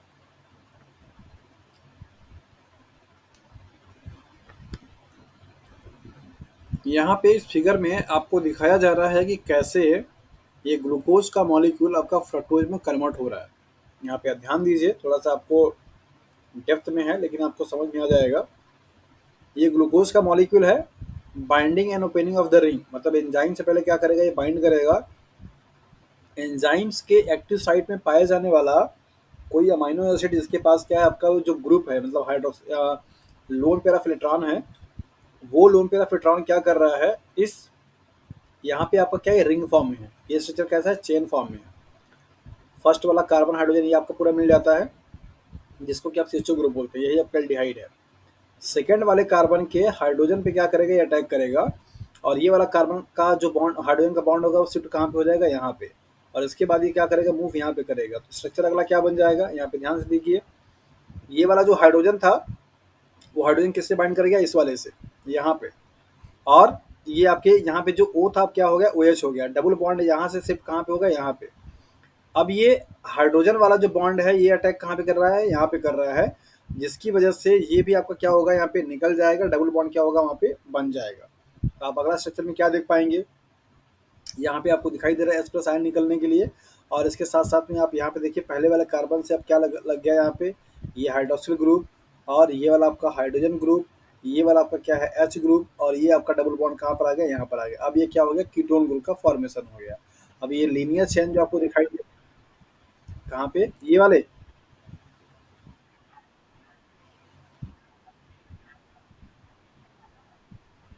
ये मीडिया से दिखाई दे रहा है आपको, इनका एडिशन हो रहा है, यहाँ पे निकलना हो रहा है। ये जो H+ आपका निकल, देखिए proton obstruction by the active side glue, glutamate enzyme है, मतलब कि एंजाइम के एक्टिव साइट पे पाया जाने वाला ग्लूटामेट जो है वो प्रोटॉन का एक तरीके से क्या है, डोनर या रिसीवर बोल सकते हैं कि है यहाँ पे। जैसे इस केस में आप देखिए, इसने अपना लोन पे प्रोटॉन को क्या किया, अटैक किया। तो पहले आपका ये बोरा मतलब जो हाइड्रोजन है वो इसके साथ जाकर क्या हो रहा है, बाइंड हो जा रहा है, राइट। तो इसका मतलब ये कह सकते हैं कि यहाँ पे H+ आयन सेल्स के साइटोप्लाज्म से क्या हो रहा है, एंट्री हो रही है। या कह सकते हैं यही वाला जो हाइड्रोजन आपको यहाँ पे जाता हुआ दिखाई दे रहा है, ओके। अब इस वाले हाइड्रोजन का शिफ्टिंग हो रही है कहाँ पे, यहाँ पे, ये जो पीला वाला दिख रहा है आपको। और सेकंड स्टेप में ये वाला जो हाइड्रोजन आपका शिफ्ट कहाँ पे हो रहा है, मतलब निकल रहा है। और इसके बाद आपको ये वाला OH आपको यहाँ पे दिखाई दे रहा है, ये वाले, इसीलिए कलर दिया गया है यहाँ पे ताकि आप समझते रहिए। तो सेकेंड कार्बन पे जो कि इस वाले केस में यहाँ पे हाइड्रोक्सिल ग्रुप था, सिंगल बॉन्डेड था, इसको फ्रक्टोज में कन्वर्ट करने के लिए सेकेंड वाले कार्बन पे डबल बॉन्ड का आना जरूरी था और वो आपको यहीं पे दिखाई दे रहा है। तो यहाँ पर आपका ये हो गया डबल बॉन्ड जिसको बोलते हैं आप कीटोन ग्रुप, और कन्वर्ट किसमें हो जाएगा आपका फ्यूरानोज वाले फॉर्म में। तो ये आपका बनेगा that is the fructose 6 phosphate, 1 phosphate and 6 phosphate. तो यहाँ पे आपको दिखाई दे रहा है ये पहला कार्बन है, मतलब first carbon, second carbon, 3 carbon, 4 carbon, 5 carbon और 6 कार्बन। तो ये बना क्या, that is the 6 phosphate fructose के मॉलिक्यूल्स के साथ में। तो इस तरीके से कन्वर्जन आपका होता है ग्लूकोज से ग्लूकोज 6 फॉस्फेट में, जिसका स्ट्रक्चर आपने यहाँ पे क्या किया देखा है। नेक्स्ट स्टेप पे हम लोग चलेंगे, that is the phosphorylation of fructose 6 phosphate to fructose 1,6 bis phosphate. यहाँ पे अब एक और फॉस्फेट ग्रुप का एडिशन हो रहा है, इसका मतलब यहाँ पे एक एटीपी और क्या होगी, कंज्यूम हो जाएगी। फॉस्फोफ्रक्टोकाइनेज के नाम से जाना जाता है, PFK1 ये एंजाइम है जो कि यहाँ पे काम करेगा। तो फ्रक्टोज 6 फॉस्फेट से एटीपी मॉलिक्यूल्स आएगा, फिर से मैग्नीशियम डाइवेलेंट कैटायन आएगा यहाँ पे, और क्या करेगा इस OH वाले ग्रुप से फॉस्फेट फॉस्फेट ग्रुप को क्या करेगा, ऐड कर देगा। तो पहला वाला कार्बन पे और छठवें वाले कार्बन पे क्या लग गया, फॉस्फेट ग्रुप। चूंकि यहाँ पे एटीपी मॉलिक्यूल्स यहाँ पे लग रहा है, और डेल्टा जी नॉट की वैल्यू क्या दे रखा है, माइनस दे रखा है। तो ओवरऑल जो रिएक्शन होगा कैसा होगा, दैट इज द एक्सर्गोनिक रिएक्शंस के नाम से जाना जाएगा। ये तीसरा स्टेप था, और इन तीनों स्टेप्स में आपने देखा कि फर्स्ट एंड थर्ड स्टेप में एटीपी मॉलिक्यूल्स क्या हुए, आपके कंज्यूम हुए। इसी को आप बोलते हैं प्रिपरेटरी फेज, जहाँ पे एटीपी मॉलिक्यूल्स क्या होते हैं, लगते हैं। यही वो दोनों स्टेप है, दैट इज द ग्लूकोज से ग्लूकोज 6 फॉस्फेट का बनना, फ्रक्टोज 6 फॉस्फेट से फ्रक्टोज 1,6 फॉस्फेट का बनना। इन दोनों स्टेप्स में फॉस्फेट ग्रुप क्या हो रहा है, एडिशन हो रहा है, दैट मीन्स एटीपी मॉलिक्यूल्स क्या होंगे, खर्च होते हैं। यहाँ पे दे रखा है some bacteria and protista and perhaps all plant have a phosphofructokinase that uses pyrophosphate inorganic PPPI, not ATP, as the phosphoryl group donor in the synthesis of the fructose 1,6 phosphate। यहाँ पर आपको ट्रिक पॉइंट बताया जा रहा है कि लगभग सारे प्लांट में और सम बैक्टीरिया में और प्रोटिस्टा में बताया जा रहा है कि ये जो फ्रक्टोज से आपका फ्रक्टोज 1,6 फॉस्फेट बन रहा है, यहाँ पे जो आपका फॉस्फेट ग्रुप का डोनर है वो क्या है, पायरोफॉस्फेट है, न कि एटीपी है। यहाँ पे आपको दिया जाता है, इसका मतलब ये नहीं कि एटीपी है। यहाँ पर आप देखिए कि एटीपी से एडीपी का बनना जरूर दिखाया गया, लेकिन एक्चुअली में वो क्या है, दैट इज आपका पायरोफॉस्फेट है, न कि एटीपी। तो कभी कभी आपसे ये सवाल ट्रिकी बना देता है, इसलिए मैंने इसको रेड बॉक्स में कर दिया है कि आप इसको अच्छे से समझते रहिएगा, जानते रहिएगा। वैसे तो नॉर्मली आपको जब ग्लाइकोलिसिस पढ़ाया जाएगा या पढ़ाया जाता है, तो वहाँ पे आप यही जानते हैं कि हाँ यहाँ पे एटीपी मॉलिक्यूल्स क्या हो रहा है, खर्च हो रहा है। इनहिबिटर, इस एंजाइम को लेकर ये आपको ऐसे दिखने में नहीं दिखाई देगा, क्योंकि अगर आप यहाँ पे दिखाएगा ना तो बहुत कंफ्यूजन हो जाएगी आपको, फिर आपका जो कैलकुलेशन होता है, मतलब बैलेंस जो सीट होती है उस पर आप कंफ्यूज हो जाएंगे। ये पायरोफॉस्फेट का जो कॉन्सेप्ट है ये आपको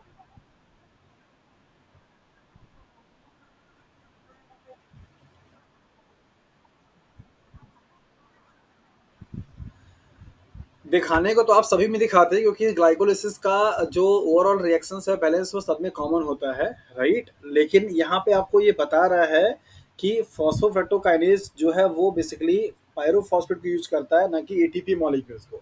ये अपने नॉलेज के लिए आप रख लीजिए, इक्वेशंस में आप ऐसे ही दिखाइएगा। अदरवाइज जो आपके टीचर्स होंगे या फिर आप जहाँ कहीं पे मतलब पढ़ा रहे होंगे, फिर आपके दिमाग में कन्फ्यूजन बहुत ज़्यादा हो जाएगी। आप इसको याद में रखिएगा कि हाँ ये चीज़ है, कुछ बैक्टीरिया में, कुछ प्रोटिस्टा में, और लगभग सारे प्लांट में जो आपका फॉस्फोफ्रक्टोकाइनेज एंजाइम होता है वो आपको पायरोफॉस्फेट यूज करता है, न कि एटीपी मॉलिक्यूल्स को। नॉलेज क्लियर रखिए आप। इनहिबिटर,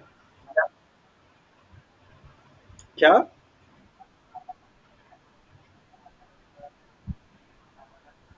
नहीं एडीपी यूज नहीं, रिलीज नहीं करेगा। यहाँ पर आपको दिया जा रहा है इनहिबिटर के बारे में कि इसके लिए कौन कौन से इनहिबिटर है। तो पहला है दैट इज एटीपी, दूसरा है सिट्रेट, तीसरा है पीईपी। ये क्या है, आपके इनहिबिटर है। मतलब ये कि अगर सेल्स में एटीपी का कंसंट्रेशन ज़्यादा होगा तो डेफिनेटली आपका ये वाला जो प्रोसेस होगी वो क्या होगी, आपकी ब्रेकडाउन मतलब स्टॉप हो जाएगी, मतलब वहाँ पे चलेगा नहीं। सिट्रेट, जो कि सिट्रिक एसिड के नाम से जाना जाता है, अगर इसका भी कंसंट्रेशन आपके सेल्स में पहले से ही ऑलरेडी बहुत ज़्यादा होगा तो भी ये प्रोसेस नहीं चलेगी, मतलब ये फास्फो फ्रक्टो जो काइनेज एंजाइम होगा वो भी आगे मूव नहीं कर पाएगा। पीईपी, फॉस्फोइनॉल पायरुवेट, जो कि आपके ग्लाइकोलाइसिस का सेकेंड लास्ट आपका क्या प्रोडक्ट होता है, अगर इसका भी कॉन्सेंट्रेशन ज़्यादा होगा तो भी ये एंजाइम सही तरीके से वर्क नहीं कर पाएगा या इनहिबिट हो जाएगा। एक्टिवेटर क्या होगा भैया, ADP, CMP, FBPP, FCTP, NS four and PI. ADP का मतलब डाई फॉस्फेट, सीएमपी का मतलब साइक्लिक एएमपी मतलब adenosine monophosphate, FBPP fructose bis phosphate, fructose 6 phosphate, ammonia amine and inorganic phosphate, ये सब अगर सेल्स में आपके ज़्यादा कंसंट्रेशन में होंगे तो आपकी ये वाली प्रोसेस क्या होगी, बहुत अच्छे से चलेगी, क्योंकि उनको आगे ज़रूरत होगा एटीपी बनाने के लिए। तो इनहिबिटर क्या हो गया?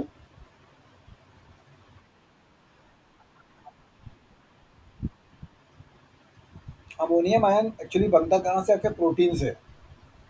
प्रोटीन का जब डीएमिनेशन किया जाता है तो वहाँ से आपका अमोनियम आयन का कंसंट्रेशन बढ़ता है, राइट। और ये अमोनियम आयन आपका डायरेक्टली एज अ उसका काम नहीं करता, लेकिन ये वाया होकर काम करता है, मीन्स किसी के थ्रू काम करेगा। जैसे अगर सेल्स में अमोनियम आयन कंसंट्रेशन बढ़ता है तो एस प्लस आयन क्या कर सकता है? रिलीज कर सकता है। और एस प्लस आयन का बढ़ना, ये वाला जो पीछे का रिएक्शन आप देख रहे थे, उस रिएक्शन को क्या करता है? इम्प्रूव करता है।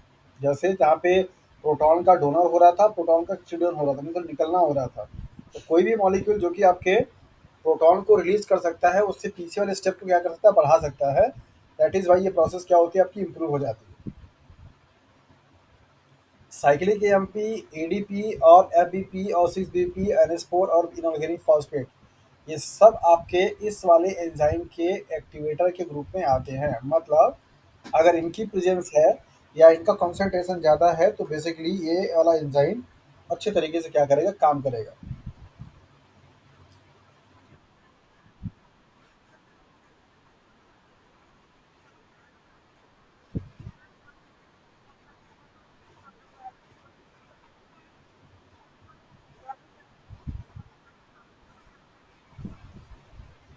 ये इनहिबिटर नहीं है पीपीआई। कौन बताया इनहिबिटर है?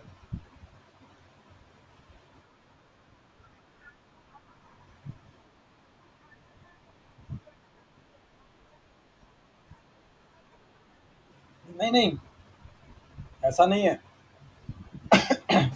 एटीपी इनहिबिटर इसलिए है क्योंकि इस प्रोसेस के बाद एटीपी का फॉर्मेशन होता है। और अगर ऑलरेडी आपके सेल्स में एटीपी मॉलिक्यूल प्रेजेंट है तो ये प्रोसेस नहीं चलेगी। ऐसा नहीं।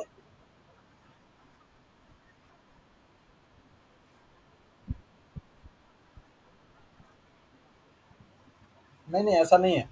पीपीआई इनहिबिटर नहीं है। पीपीआई इनहिबिटर नहीं है। कौन?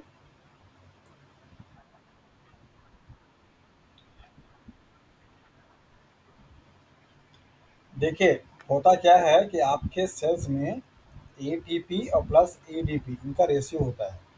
अगर ये रेशियो में एटीपी का कंसंट्रेशन अगर ज़्यादा होगा तो आपकी बॉडी को फर्दर ग्लूकोज का मेटाबॉलिज्म करने की ज़रूरत नहीं है। और अगर नहीं है तो इसका मतलब क्या करेगा? इन एंजाइम्स को रेगुलेट करेगा, मतलब इनकी एक्टिविटी को ब्लॉक करेगा।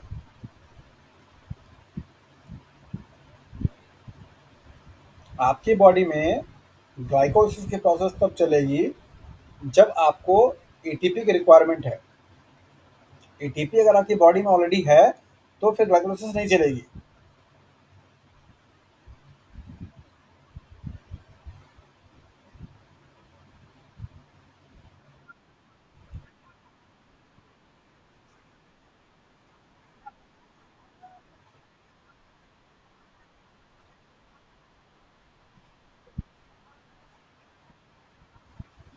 अगर आपके सेल्स में कोई एक्सटर्नल फूड रिसोर्स आप नहीं दे रहे हैं, ठीक है, और आपकी बॉडी को एनर्जी चाहिए, तो एनर्जी प्रोडक्शन करने वाला सबस्ट्रेट क्या है? ग्लूकोज मॉलिक्यूल है। अब आपकी बॉडी में पहले ग्लूकोनियोजेनेसिस चलती है, या आपकी बॉडी में क्या चलेगा? ग्लाइकोजेनोलाइसिस चलेगा, जिससे कि ग्लाइकोजन मॉलिक्यूल से कन्वर्जन किसमें होगा? ग्लूकोज मॉलिक्यूल में होगा। और तब जाकर के ग्लूकोज का क्या होगा? ब्रेक डाउन होगा।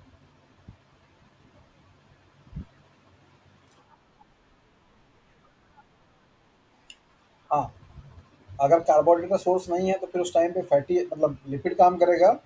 और लिपिड भी नहीं है तो फिर प्रोटीन काम करेगा एज एनर्जी सोर्स।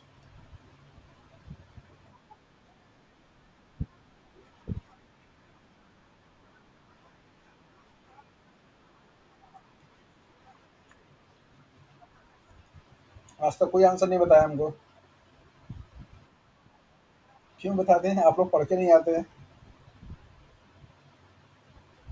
आप लोगों को इतना सारा सवाल मैं छोड़ देता हूँ करने के लिए, कोई आंसर करके नहीं आता है, कोई मेहनत नहीं करता है। आप जब पढ़ कर के आइए, उस पर डिस्कस कीजिए, फिर मेरा इनपुट देना मुझे अच्छा लगता है। आपको सवाल मैं दूँ, आप उससे भूल जाइए, कोई पढ़ कर के ना आए, फिर ऐसे अननेसेसरी बताने में कोई फ़ायदा है?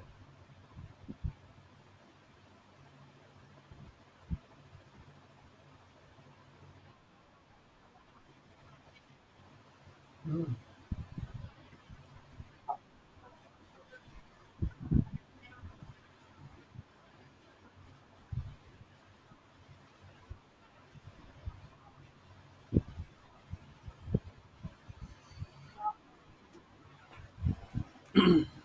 अच्छा, डिस्कस कर लेंगे उसको भी, पहले ये टॉपिक फिनिश कर लें।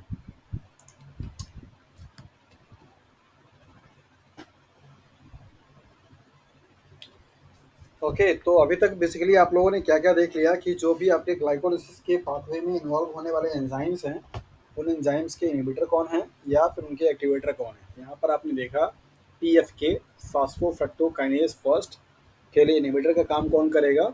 इस प्रोसेस में बनने वाले by product that is ATP, citrate या पीईपी।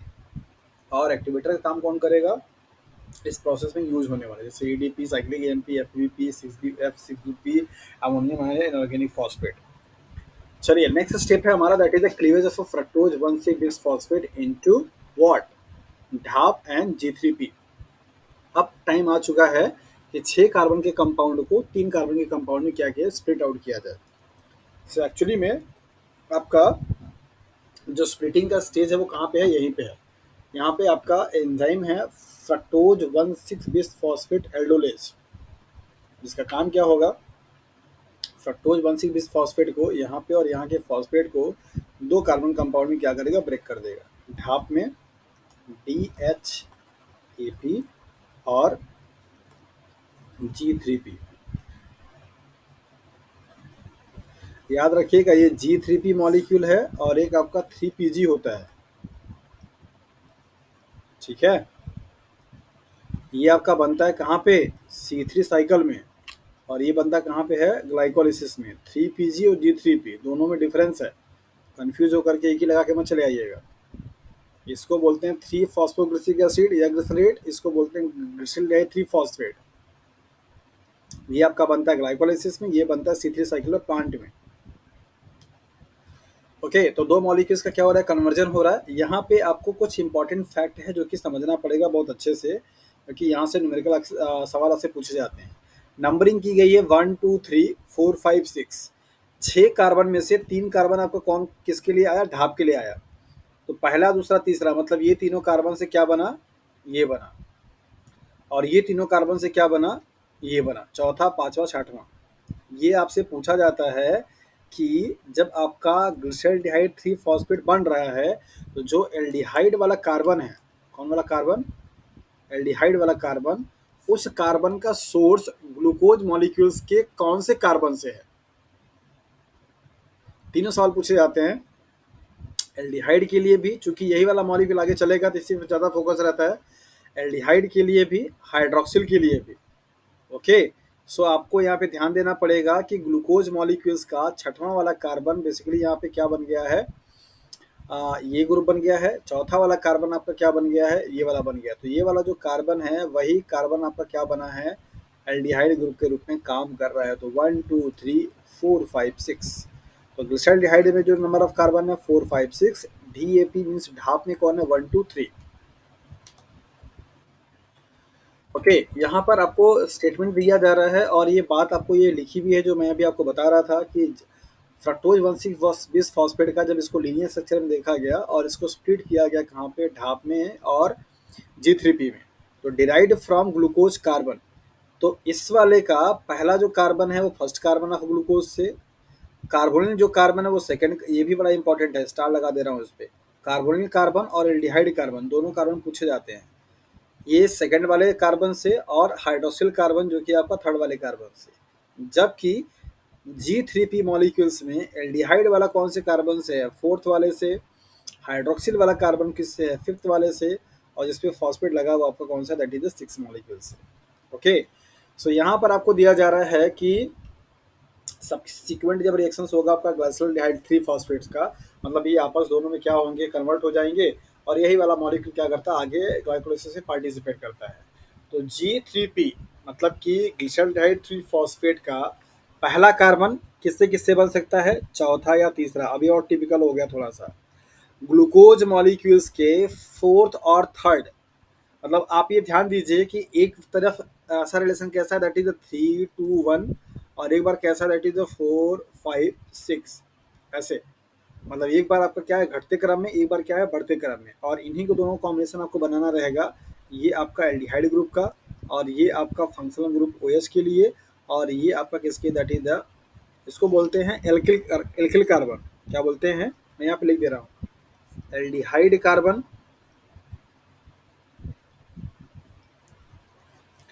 इसको बोलते हैं हाइड्रोक्सिल कार्बन,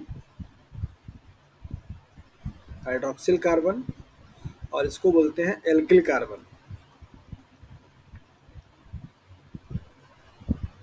ठीक है, इन तीनों कार्बन का, ये किसका कंपाउंड है, दैट इज द G3P का। इन तीनों कार्बन का डेरिवेशन कहाँ से हुआ है, 4 3 5 2 6 1। तो एक बार आपका क्या होगा डिक्रीजिंग ऑर्डर में, और एक बार क्या आपका इंक्रीजिंग ऑर्डर में, ऐसे पहले अरेंज कीजिएगा, ये स्ट्रक्चर बना लीजिएगा। यही आज से पूछा जा चुका है कई बार एग्जाम में कि ग्लाइकोलिसिस की पाथवे में G3P का एल्डिहाइड वाला कार्बन कौन कौन नंबर ऑफ कार्बन से डिराइव हुआ है ग्लूकोज के मॉलिक्यूल्स से। तो 4 2 4 3 4 1 6 4 6 4, इस तरीके से आपको ऑप्शन बना करके देता है, तो आप यहाँ पे ध्यान से समझ लीजिए, और अगर कोई दिक्कत हो तो उसको तुरंत पूछ लीजिए।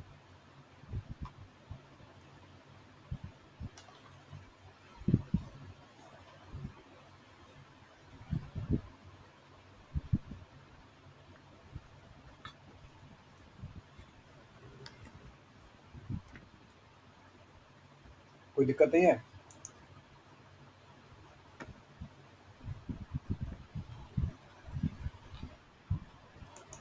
चलिए आगे मूव करें।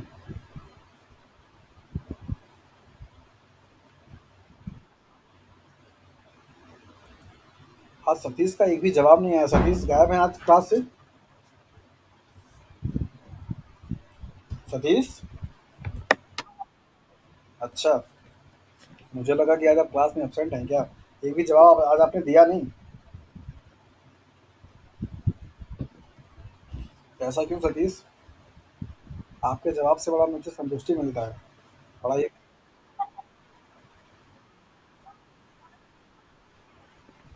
अच्छा ओके। सो ये बताइए, पढ़ा नहीं है तो समझ में आ रहा है कि नहीं।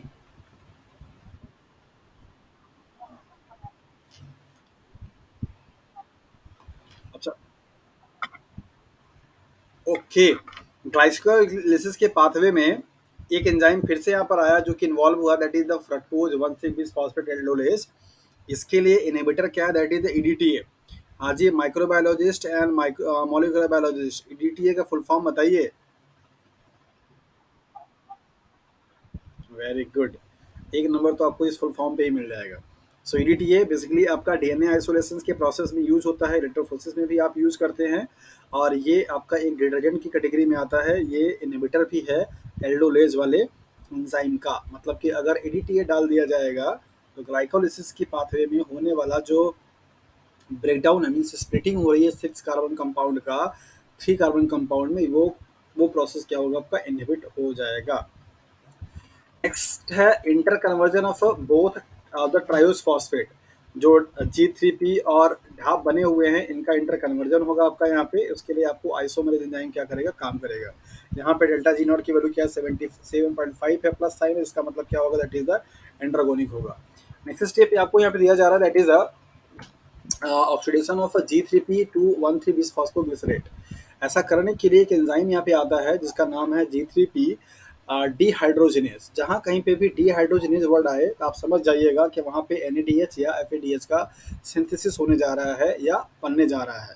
तो यहाँ पे भी आप देख पाएंगे G3P मॉलिक्यूल्स के साथ में इनऑर्गेनिक फॉस्फेट है, और इस इनऑर्गेनिक फॉस्फेट के साथ में एडिशन होगा, जहाँ पे G3P डिहाइड्रोजिनेज एंजाइम काम करेगा, जहाँ पे आपका H plus NAD plus plus से NADH बनेगा, और हाइड्रोजन क्या होगा, निकल जाएगा, और क्या बनेगा, 1,3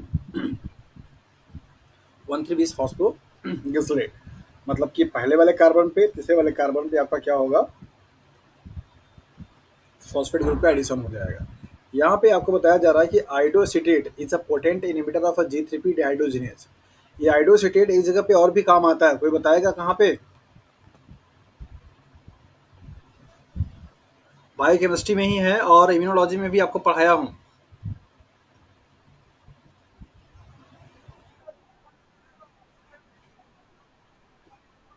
हाँ, दोनों अलग अलग है। एसिटामाइड में NH2 ग्रुप लगा होता है, एसिटेट में सिर्फ CH3COOH लगा होता है।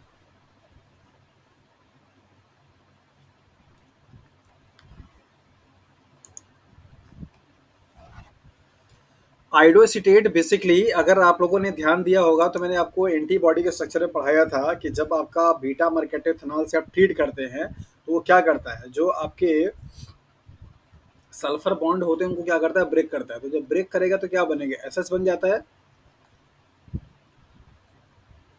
ना। तो आइडोएसिटेट क्या करता है कि उसको प्रिवेंट करता है, फिर से दोबारा आपका वो बॉन्ड ना बन जाए। इसी चीज को बताने के लिए आइडोएसिटेट मॉलिक्यूल क्या किया जाता है, यूज किया जाता है। यहाँ पे हालांकि इसका पर्पज अलग है। यहाँ पे G3P डिहाइड्रोजिनेज को क्या करता है, इनहिबिट करता है। और ऐसा अगर होगा तो सेल्स में 1,3-बीस फॉस्फोग्लिसरेट नहीं बन पाएगा। ये इनहिबिटर बहुत ही इंपॉर्टेंट है आपके CSIR के एग्जाम में। नॉर्मली सवाल आपसे नहीं पूछेगा कि ग्लाइकोलिसिस क्या होता है, आपसे जब भी पूछेगा तो ऐसे ही टिपिकली फंसा करके पूछेगा। इनहिबिटर को दे करके, रेगुलेशंस को दे करके, कौन सा इनहिबिटरी होगा, कौन सा रेगुलेटरी होगा, एक्टिवेटर होगा, ऐसे सवाल आपसे पूछे जाते हैं। नेक्स्ट है फॉस्फोरिल ट्रांसफर फ्रॉम 1,3-बीस phosphoglycerate to ADP molecule. This is the first step या first stage of glycolysis pathway, जहाँ पे ATP मॉलिक्यूल्स क्या हो रहा है, आपका जनरेट होने जा रहा है। तो फॉस्फोग्लिसरेट काइनेज, काइनेज वर्ड यहाँ पर आ गया। सो यहाँ पर आप देख रहे हैं कि बेसिकली ATP मॉलिक्यूल्स का क्या होगा, फॉर्मेशन होगा, है ना।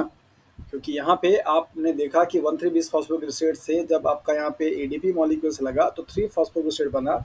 और इस ADP मॉलिक्यूल्स पे इनऑर्गेनिक फॉस्फेट आपका क्या हुआ, ऐड हुआ, तो ATP मॉलिक्यूल्स का फॉर्मेशन हो गया। तो इसको आप बोलते हैं first substrate level phosphorylation in the glycolysis pathway. ये स्टेप भी याद रखिए, ये एंजाइम भी याद रखिए, और यहाँ पे यूज होने वाले सबस्ट्रेट को भी याद रखिए।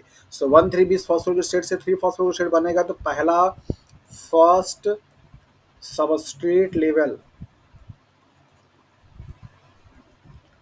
फॉस्फोराइलेशन।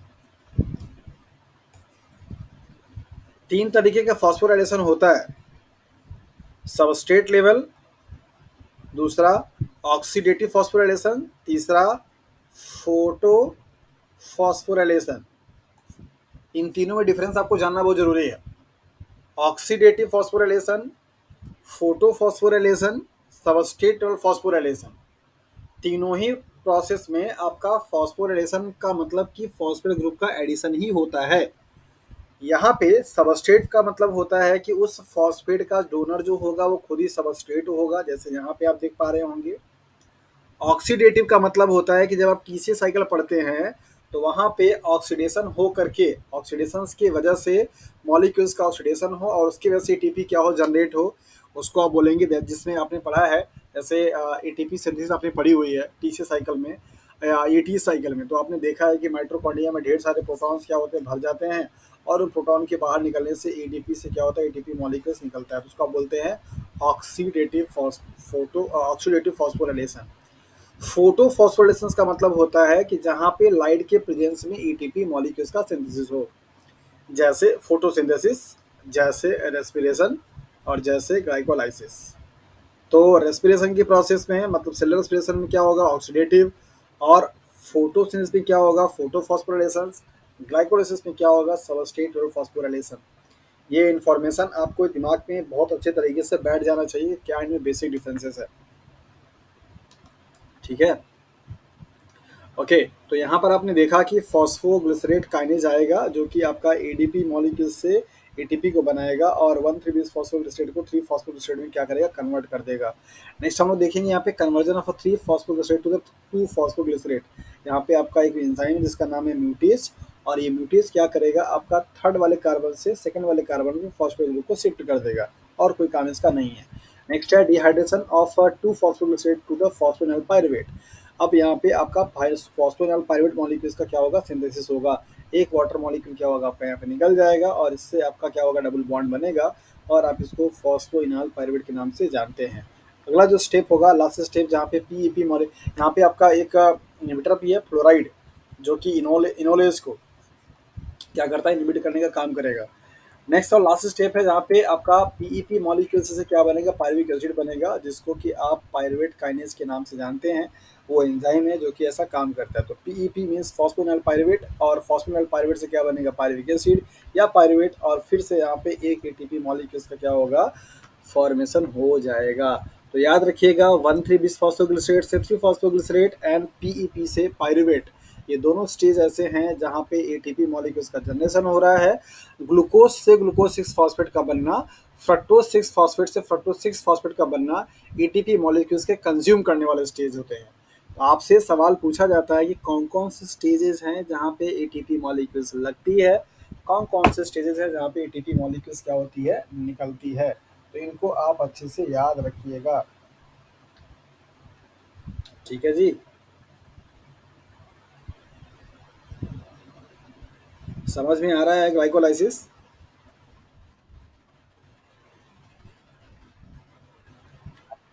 Very good. चलिए, सो यहाँ पे अब हम लोग देखेंगे कि ग्लाइकोलाइसिस के पाथवे को कैसे रेगुलेट किया जा सकता है, कौन कौन से फैक्टर है। So glycolysis pathway is regulated by the allosteric regulation of 3 enzyme. 3 ऐसे एंजाइम हैं जिनका की रेगुलेशन कैसा हो रहा है, एलोस्टेटिक हो रहा है। अब ये वर्ड आपको समझ में आता है?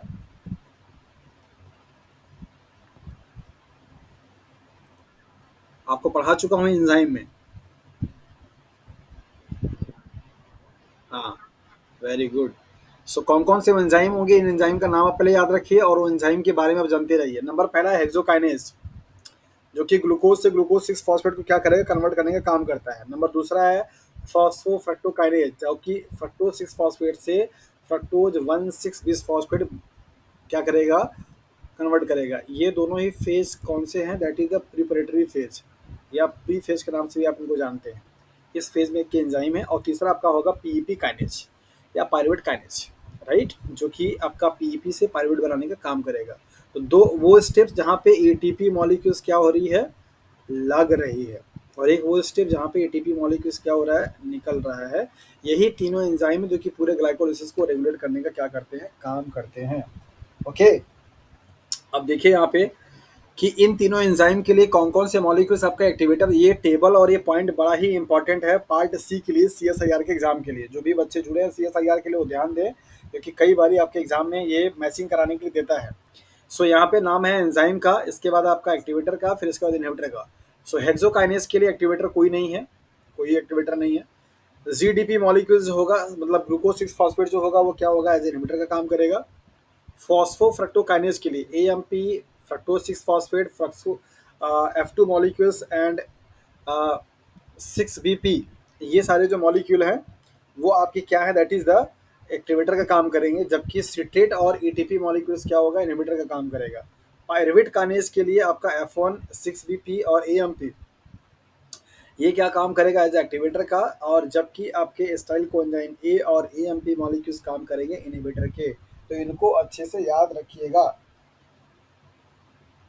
ठीक है जी। हाँ,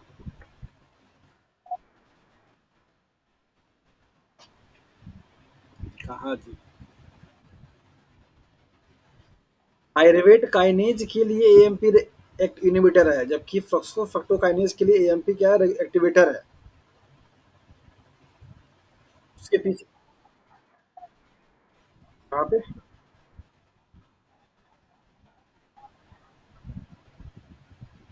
अच्छा ये वाली की बात हो रही है यहाँ पे।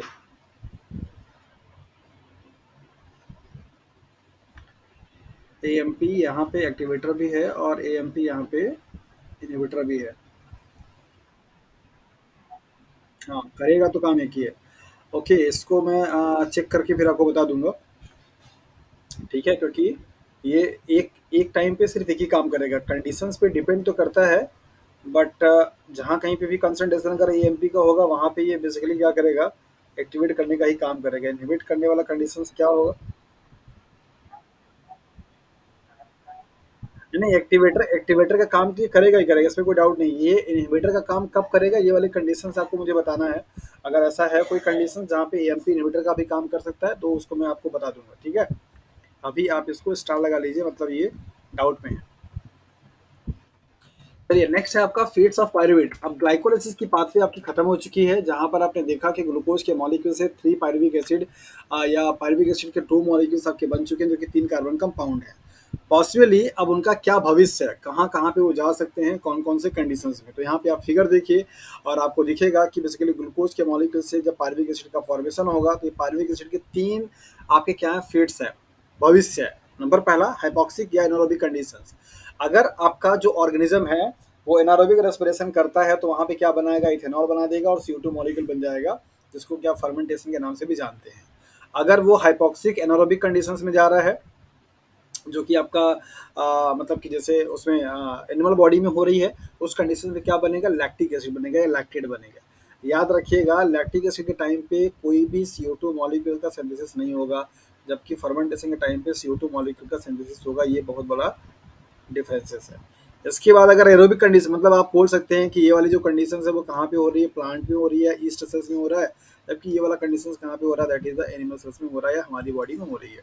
अब अगर एरोबिक कंडीशन होगा तो क्या होगा, पायरुवेट मॉलिक्यूल से को कन्वर्जन किसमें किया जाएगा, that is the acetyl coenzyme A में। और स्टाइल कोएंजाइम ए क्या करेगा, एंटर करेगा टीसी साइकिल में, और टीसी साइकिल के बाद फिर क्या होगा आपका, that is the electron transport change चलेगा, और फिर लास्ट में क्या बन जाएगा, CO2 molecule and H2O molecule से यहाँ पे क्या होगा, बन जाएगा। एनिमल में, प्लांट में, मिनी माइक्रोबियल सेल्स में, अंडर एरोबिक कंडीशंस, जो भी ऑर्गेनिज्म आपके एरोबिक कंडीशंस में रेस्पिरेशन करते हैं, उन सभी में ये वाली पाथवे चलेगी। तो अगर हम लोग एरोबिक रेस्पिरेशन की बात करेंगे, तो हमारे पास अभी ये 2 पाथवे पढ़ने को और मिलेगा। बाकी ये दोनों पाथवे आपके एनारोबिक के लिए यहीं पे फिनिश हो जाते हैं। सो ग्लूकोज मॉलिक्यूल से पायरुविक एसिड का जो बना हुआ है, उसका अलग अलग क्या है, भविष्य है। अगर वो प्लांट सेल्स में या फंगस सेल्स में एनारोबिक रेस्पिरेशन में जाता है, तो बेसिकली वहाँ पे इथेनॉल बनाएगा, जिसको क्या फर्मेंटेशन बोल सकते हैं। और अगर एनिमल सेल्स में एनारोबिक रेस्पिरेशन होगा, तो वहाँ पे लैक्टिक एसिड बनाएगा, जो कि हमारी बॉडी में भी बनता है। एरोबिक रेस्पिरेशन में होगा तो पहले जाएगा टीसी साइकिल में, फिर इसके बाद जाएगा इलेक्ट्रॉन ट्रांसपोर्ट सिस्टम में या इलेक्ट्रॉन ट्रांसपोर्ट चेन में जाएगा, और तब जाकर के फाइनली आपका ये बन जाएगा। So this is all about the glycolysis, and this is one of the most common pathway in all kind of a living organism known as the glycolysis। तो यहाँ पर आपने ग्लाइकोलाइसिस को बहुत ही डिटेल में और अच्छे तरीके से क्या किया है, स्टडी कर लिया है। ओके, जो भी आपका पायरुविक एसिड का फॉर्मेशन हुआ, उस पायरुविक एसिड का कन्वर्जन कहाँ पे होगा, दैट इज स्टाइलकोएंजाइम ए में। अभी तक के जो प्रोसेस आपके हो रहे थे, वो सबके सब कहाँ हो रहे थे, साइटोप्लाज्म में हो रहे थे। कहाँ पे, साइटोप्लाज्म। अब आपका जो प्रोसेस होगा वो बेसिकली कहाँ पे होगा, माइटोकॉन्ड्रिया के अंदर में। तो माइटोकॉन्ड्रिया में कैसे होगा, पहले आप यहाँ पे देख लीजिए। पायरुविक एसिड का क्या होगा, ऑक्सीडेशन होगा, जिसमें कि कन्वर्जन किसमें हो जाएगा, that is the acetyl coenzyme A में और CO2 मॉलिक्यूल में। तो pyruvate is oxidized to acetyl coenzyme A and CO2 molecule. The overall reaction catalyzed by pyruvate dehydrogenase complex is an oxidative decarboxylation। Oxidation भी होगा और decarboxylation भी होगा, मतलब CO2 मॉलिक्यूल्स निकलेगा भी। An irreversible oxidation process in which the carboxyl group is removed from pyruvate as a molecule of a CO2। जो COOH group आपका होता है, इसमें साइड में निकल गया है, इसी को आप बोलते हैं कार्बोक्सिल ग्रुप। और ये कार्बोक्सिल ग्रुप आपका CO2 के फॉर्म में क्या हो रहा है, निकल रहा है। और ये एक इरिवर्सिबल प्रोसेस है, चूंकि यहाँ पे ऑक्सीजन मॉलिक्यूल्स का लॉस हो रहा है, दैट इज वाई आप इसको क्या बोलते हैं, ऑक्सीडेशन प्रोसेस। क्या हो रहा है, ऑक्सीडेशन प्रोसेस। सो पायरुविक एसिड से CO2 मॉलिक्यूल्स को निकलने के बाद आपका क्या बनेगा, स्टाइल कोएंजाइम ए बन जाएगा। सो ट्यू, एक कार्बन यहाँ पे निकल गया। पायरुविक एसिड के पास कितना कार्बन था,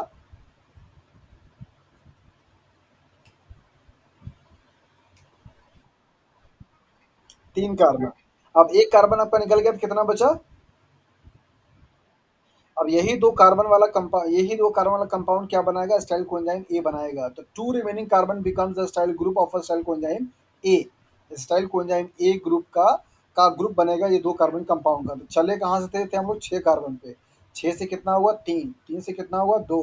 लास्ट में आपका निकलेगा क्या, that is CO2 molecules means 1 carbon compound. तो 6 कार्बन के कंपाउंड से डायरेक्टली क्या बन जाएगा आपका, एक कार्बन कंपाउंड के फॉर्म में हमारा वेस्ट मटेरियल आपका निकल जाता है। तो बार-बार आपका बॉन्ड यहाँ पे क्या हो रहा है, ब्रेक होता हुआ जाता है। इसी को आप बोलते हैं ऑक्सीडेशन प्रोसेस। यहाँ पे आप देखिए पायरुवेट है, पायरुवेट का कार्बोक्सिल बार कार्बन का ही CO2 मॉलिक्यूल के फॉर्म में क्या हो रहा है, यहाँ पे रिवॉल्व हो रहा है। और यहाँ पे जो एंजाइम लगेगा जिसको आप PDH के नाम से जानते हैं, PDH पायरुवेट डिहाइड्रोजिनेज। ओके, इसके टाइप्स हैं, मतलब इसके इसके कंपोनेंट्स होते हैं E1 E2 और E3। इसके बारे में हम लोग देखेंगे यहाँ पे। पहले आप यहाँ पे देख लीजिए इनके लिए क्या क्या कोफैक्टर है, NAD प्लस कोएंजाइम ए, और इसके साथ में यहाँ पे एक मॉलिक्यूल आपका कार्बन का निकल जाएगा CO2 के फॉर्म में। अब आपका यहाँ पे क्या होगा, ये ग्रुप आपका लग जाएगा। यही स्ट्रक्चर आपका किसका है, एसिटाइल कोएंजाइम ए का।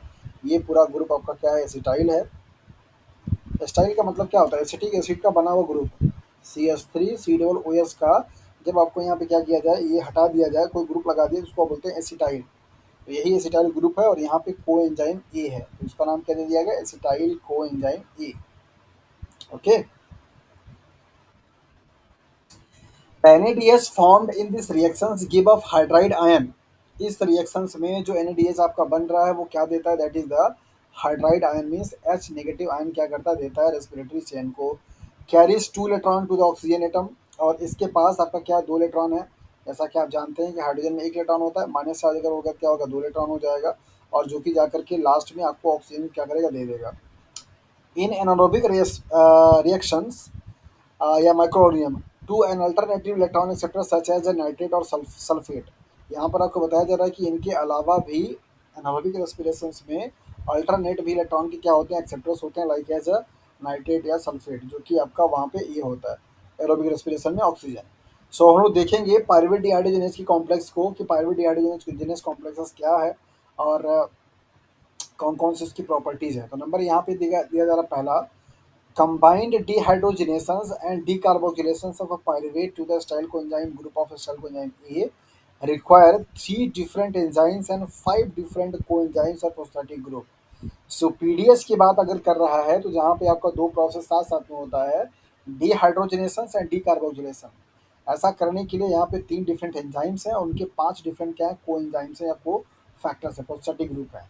सो PDS रिक्वायर्स 5 को enzyme, that is the thymine pyrophosphate, that is TPP, flavin adenine dinucleotide FAD, coenzyme A, nicotinamide adenine dinucleotide NAD and lipoate. ये आपके क्या है, इनके को फैक्टर हैं या को एंजाइम्स हैं, जो कि PDS एंजाइम को पायरुवेट डिहाइड्रोजनेज एंजाइम को क्या होता है, ज़रूरत होती है। ये अलग अलग आपके क्या है, को एंजाइम के नाम से जाने वाले हुआ है। यहाँ पे आप देख लीजिए एसिटाइल कोएंजाइम ए का स्ट्रक्चर क्या है, ये आपको दिखाया जा रहा है एसिटाइल कोएंजाइम ए का स्ट्रक्चर इस तरीके से। यहाँ पे ये है आपका 3 फॉस्फोएडीन डाइफॉस्फेट का, जिसको कि आपने यहाँ पे देखा है कोएंजाइम का, और कोएंजाइम का स्ट्रक्चर आपको यहाँ पे दिख रहा है, और इसको पूरा मिला करके एसिटाइल कोएंजाइम ए के नाम से आप जानते हैं। ये पूरा इतना बड़ा सा जो स्ट्रक्चर है, ये पूरा का पूरा कंपाउंड आपका एसिटाइल कोएंजाइम ए का है। ठीक है, यहाँ पे आपका पेंटोथेनिक एसिड भी है और मर्केप्टोइथाइलामाइन भी है, और आपका 3 फॉस्फेटासाइन भी है। तो ये पूरा कंप्लीट स्ट्रक्चर किसका, that is the acetyl coenzyme A का। हालांकि स्ट्रक्चर से आपके सवाल आएंगे नहीं। तो PDS एंजाइम का जो आपको मैंने बताया था कि ये 3 इसमें एलिमेंट होते हैं, 3 आपका ग्रुप होता है, that is the pyruvate dehydrogenase 1, मतलब E1 बोलते हैं इसको, और डाईहाइड्रॉक्सिल लाइपोइल ट्रांसस्टाइलेज जिसको आप E2 बोलते हैं, और डाईहाइड्रो लाइपोइल डिहाइड्रोजन जिसको कि आप E3 बोलते हैं। तो ये भी आपके एग्जाम में मैचिंग कराने के लिए आ चुका है। इनका नाम और इनका ये यूनिट इनको मैच कराने के लिए दिया जाता है। ओके, तो इनको थोड़ा सा अच्छे से आप ध्यान दीजिएगा। ये स्ट्रक्चर है यहाँ पे E1 का और E2 का और E3 का। ये ग्रीन वाला आपको जो दिखा रहा है ये E2 का है, ये आपका E3 का है, ये आपका E1 का है। यहाँ पे स्ट्रक्चर में आपको जो समझना है वो यही है कि क्या ये करते हैं, आपस में मिल करके अलग अलग इनके कोफैक्टर दिखाए जा रहे हैं। इनका बेसिकली काम क्या है, पायरुविक एसिड को एसिटाइल कोएंजाइम में क्या करना, कन्वर्ट करना। ओके, यहाँ पर आपको दिखाई दे रहा है कि ये पायरुवेट है और इस पायरुवेट से CO2 मॉलिक्यूल निकल रहा है, जिस पे काम कौन कर रहा है, दैट इज पायरुवेट डिहाइड्रोजिनेज। और यहाँ पे TPP क्या होगा, कोफैक्टर होगा, तो TPP से बन क्या जाएगा, that is the hydroxyl methyl TPP। और फिर आपका यहाँ पे TPP निकल जाएगा और ये वाला मॉलिक्यूल क्या होगा, यहाँ पे चला जाएगा। तो ये अब आएगा कहाँ पे, आपका E2 वाले मॉलिक्यूल में, और E2 वाले मॉलिक्यूल से आपका क्या होगा, ये यहाँ पर आएगा। तो अब काम किसमें करेगा, E3 वाले मॉलिक्यूल में। तो ये इस तरीके से आप देख सकते हैं कि 3 डिफरेंट डोमेन से मिलकर के बनने वाला जो एंजाइम है, वो पाइरुवेट डिहाइड्रोजिनेज कॉम्प्लेक्स है और ये तीनों ही आपस में मिल करके क्या करते हैं, एसिटाइल कोएंजाइम ए का ऑक्सीडेटिव डिकार्बोक्सिलेशन का काम करेंगे। ओके, चलिए आई थिंक मेरे ख्याल से अभी टाइम बहुत ज़्यादा हो गया। सो बाकी की जो क्लासेस होंगी उसको हम लोग कल कंटिन्यू करेंगे। कल हमारा क्लास स्टार्ट होगा that is the TCA cycle से। आज आपने देखा कि ग्लाइकोलिसिस जो पाथवे है वो क्या है, ग्लाइकोलिसिस का रेगुलेशन क्या है, उसके फीड्स क्या हैं और एसिटाइल कोएंजाइम ए का फॉर्मेशन कैसे हो रहा है। मतलब हम लोग एसिटाइल कोएंजाइम ए तक का काम फिनिश कर चुके हैं। एसिटाइल कोएंजाइम ए जो होगा अब एंटर कर जाएगा कहाँ पे, that is the TCA cycle में, जो कि माइटोकॉन्ड्रिया के मैट्रिक्स में होता है। पायरुविक एसिड तक के बनने का काम जो होगा कहाँ पे होगा, दैट इज़ द साइटोप्लाज्म में होगा। अब पायरुविक एसिड क्या करेगा, मूव कर जाएगा कहाँ पे, दैट इज़ द माइटोकॉन्ड्रिया के मैट्रिक्स में, जहाँ पर आपका पीडीएज एंजाइम पाया जाता है और पीडीएज एंजाइम उसको कन्वर्ट किस में करेगा, एसिटाइल कोएंजाइम ए में। और एसिटाइल कोएंजाइम ए जो होगा वो अब टीसीए साइकिल में, that is the tri carboxylic acid cycle में क्या करेगा, इन्वॉल्व हो जाएगा। और उस प्रोसेस की लोकेशन माइटोकॉन्ड्रिया की मैट्रिक्स होती है। तो कल का क्लास हमारा टीसीए साइकिल पे होगा, जिसमें हम लोग बात करेंगे माइटोकॉन्ड्रिया मैट्रिक्स और उनमें पाए जाने वाले एंजाइम्स को लेकर के। ठीक है जी।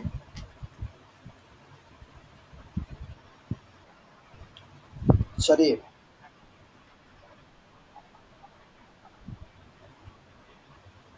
हाँ हमारी बॉडी में मतलब एनिमल के केस में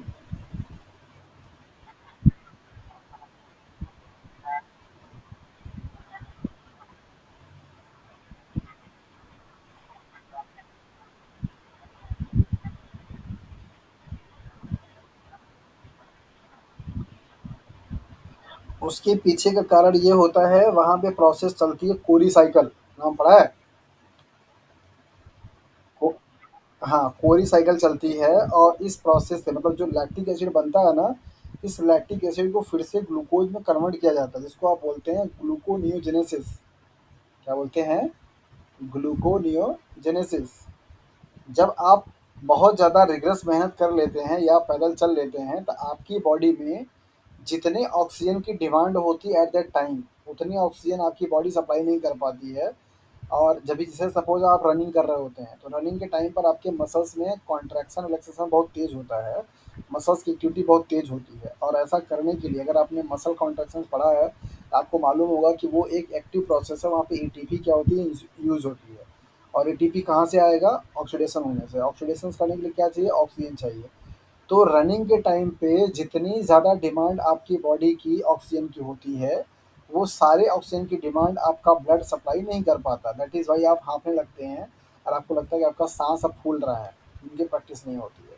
तो उस कंडीशंस में ऑक्सीजन डिप्राइव हो जाता है। तो ऑक्सीजन डिप्राइव कंडीशंस में आपकी बॉडी का सेल्स एनारोबिक रेस्पिरेशन करता है और उस एनारोबिक कंडीशंस में लैक्टिक एसिड क्या करेगा, फॉर्मेशन करेगा। जब आप क्या करते हैं, रेस्ट करते हैं, आपकी बॉडी रेस्ट मोड में होती है, तो उस लैक्टिक एसिड का फिर से रिवर्स क्या होता है, ग्लूकोनियोजेनेसिस होती है, मतलब ग्लूकोज का सिंथेसिस होता है। और जिसके बाद आपकी पेन क्या होती है, दर्द दूर हो जाती है। आपको जब आप दौड़ करके आते हैं तो आपको पेन होता है, मतलब आपके ऐसा लगता है कि आपकी मसल्स बहुत टाइट हो गई हैं और उनमें दर्द हो रहा है। लेकिन जब आप थोड़ी देर सो लेते हैं या सो करके उठते हैं तो आपको लगता है कि हाँ अभी आपका दर्द कम है।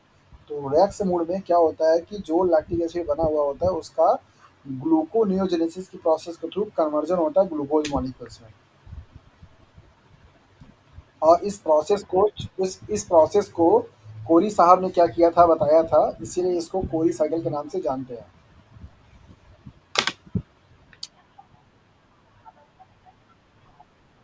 गर्म पानी करने से आपके मसल्स में जो स्ट्रेन आई हुई रहती है उनको रिलैक्स मिलता है। मसल्स भी कॉन्स्टेंट हो जाती है जब आप दौड़ते हैं, रनिंग करते हैं तो उनमें खिंचाव आ जाता है। तो मसल्स का, हाँ मसल्स मसल्स में क्या होता है, रिलैक्सेशन आती है गर्म पानी से। जैसे जो लोग कांवरिया लेकर के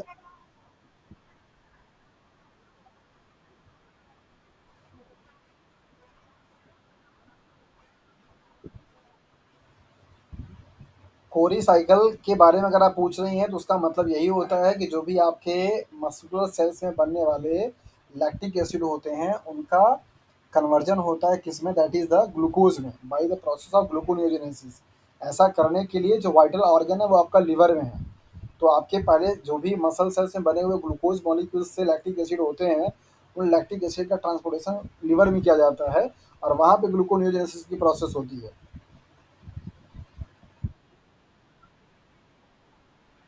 हाँ, आपकी बॉडी में जो भी चीज़ ट्रांसपोर्ट हो रही है वो उनके लिए मीडियम क्या है, ब्लड है।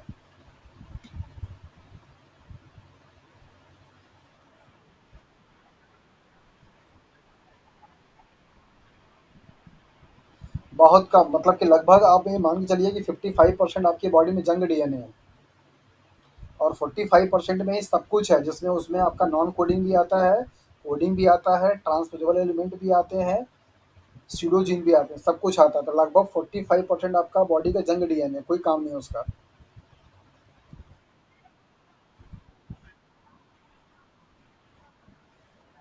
90 99.9% जीन सिमिलर होती है आप सभी लोगों का, सिर्फ 0.1% का क्या है, वेरिएशन होता है।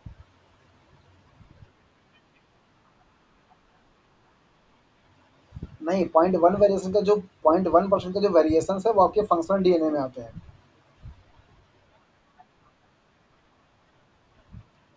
मिनी सेटेलाइट का और माइक्रो सेटेलाइट का मतलब ये होता है कि जो आपके डीएनए की जब कॉन्स्ट्रक्शंस की जाती है, जैसे उससे पहले समझने से पहले आपको पढ़िए प्राइमरी और सेकेंडरी सेटेलाइट या प्राइमरी और सेकेंडरी कॉन्स्ट्रक्शंस। आपने देखा हुआ होगा कि आपका जो क्रोमोसोम होता है उस क्रोमोसोम में एक सेंट्रोमियर होता है, जिसको कि आप बोलते हैं दैट इज द प्राइमरी कॉन्स्ट्रक्शंस। ठीक है। जब कभी भी सेंट्रोमियर के अलावा दूसरा कहीं पर अगर आपके इस क्रोमोसोम में क्या हो जाए, कॉन्स्ट्रिक्शन हो जाए, उसको आप बोलते हैं that is the satellite region या सेकेंडरी कॉन्स्ट्रिक्शंस। और उसी सैटेलाइट रीजन में दो पार्ट है, माइक्रो और मिनी। अगर उनका लेंथ बहुत ज़्यादा होगा तो उसको आप माइक्रो बोलते हैं, और अगर उनकी लेंथ जो मतलब जितना डीएनए का पार्ट कॉन्स्ट्रिक्ट हो रहा है अगर उनकी लेंथ शॉर्ट होती है तो उसको आप मिनी सैटेलाइट के नाम से जानते हैं। तो सैटेलाइट डीएनए का मतलब होता है secondary constrictions in the chromosomes. हाँ, बिल्कुल, क्यों नहीं यूज़ है। जैसे आपने आपने पढ़ा हुआ होगा कि जो सेंट्रोमियर रीजन में पाए जाने वाले डीएनए होते हैं, वो हाइली कंडेंस होते हैं। वो किसमें आते हैं, जैसे आपकी बॉडी में जो क्रोमोसोम्स को दो कैटेगरी में डिवाइड किया जाता है, कौन-कौन? यूक्रोमेटिन और तो जो प्राइमरी कॉन्स्ट्रिक्शंस वाला रीजन होता है जिसको कि आप सेंट्रोमियर बोलते हैं, वो किसमें आता है? हेटेरोक्रोमेटिन। क्यों? हाँ, क्योंकि उनका रेप्लिकेशन के टाइम पे सेपरेशन नहीं हो पाता, वहाँ पे कोई भी प्रोटीन आपकी वो नहीं हो पाती है। सो हेटेरोक्रोमेटिन रीजन में ही वो आते हैं। तो जो भी रीजन आपका सेकेंडरी कॉन्स्टिट्यूशन में भी चला जाता है, वो वाले रीजन का भी एक्सप्रेशन नहीं हो पाता। और जरूरी नहीं है कि सारे क्रोमोसोम में सेकेंडरी कॉन्स्ट्रक्शन बने, मतलब सेटेलाइट डीएनए बने, ये जरूरी नहीं है।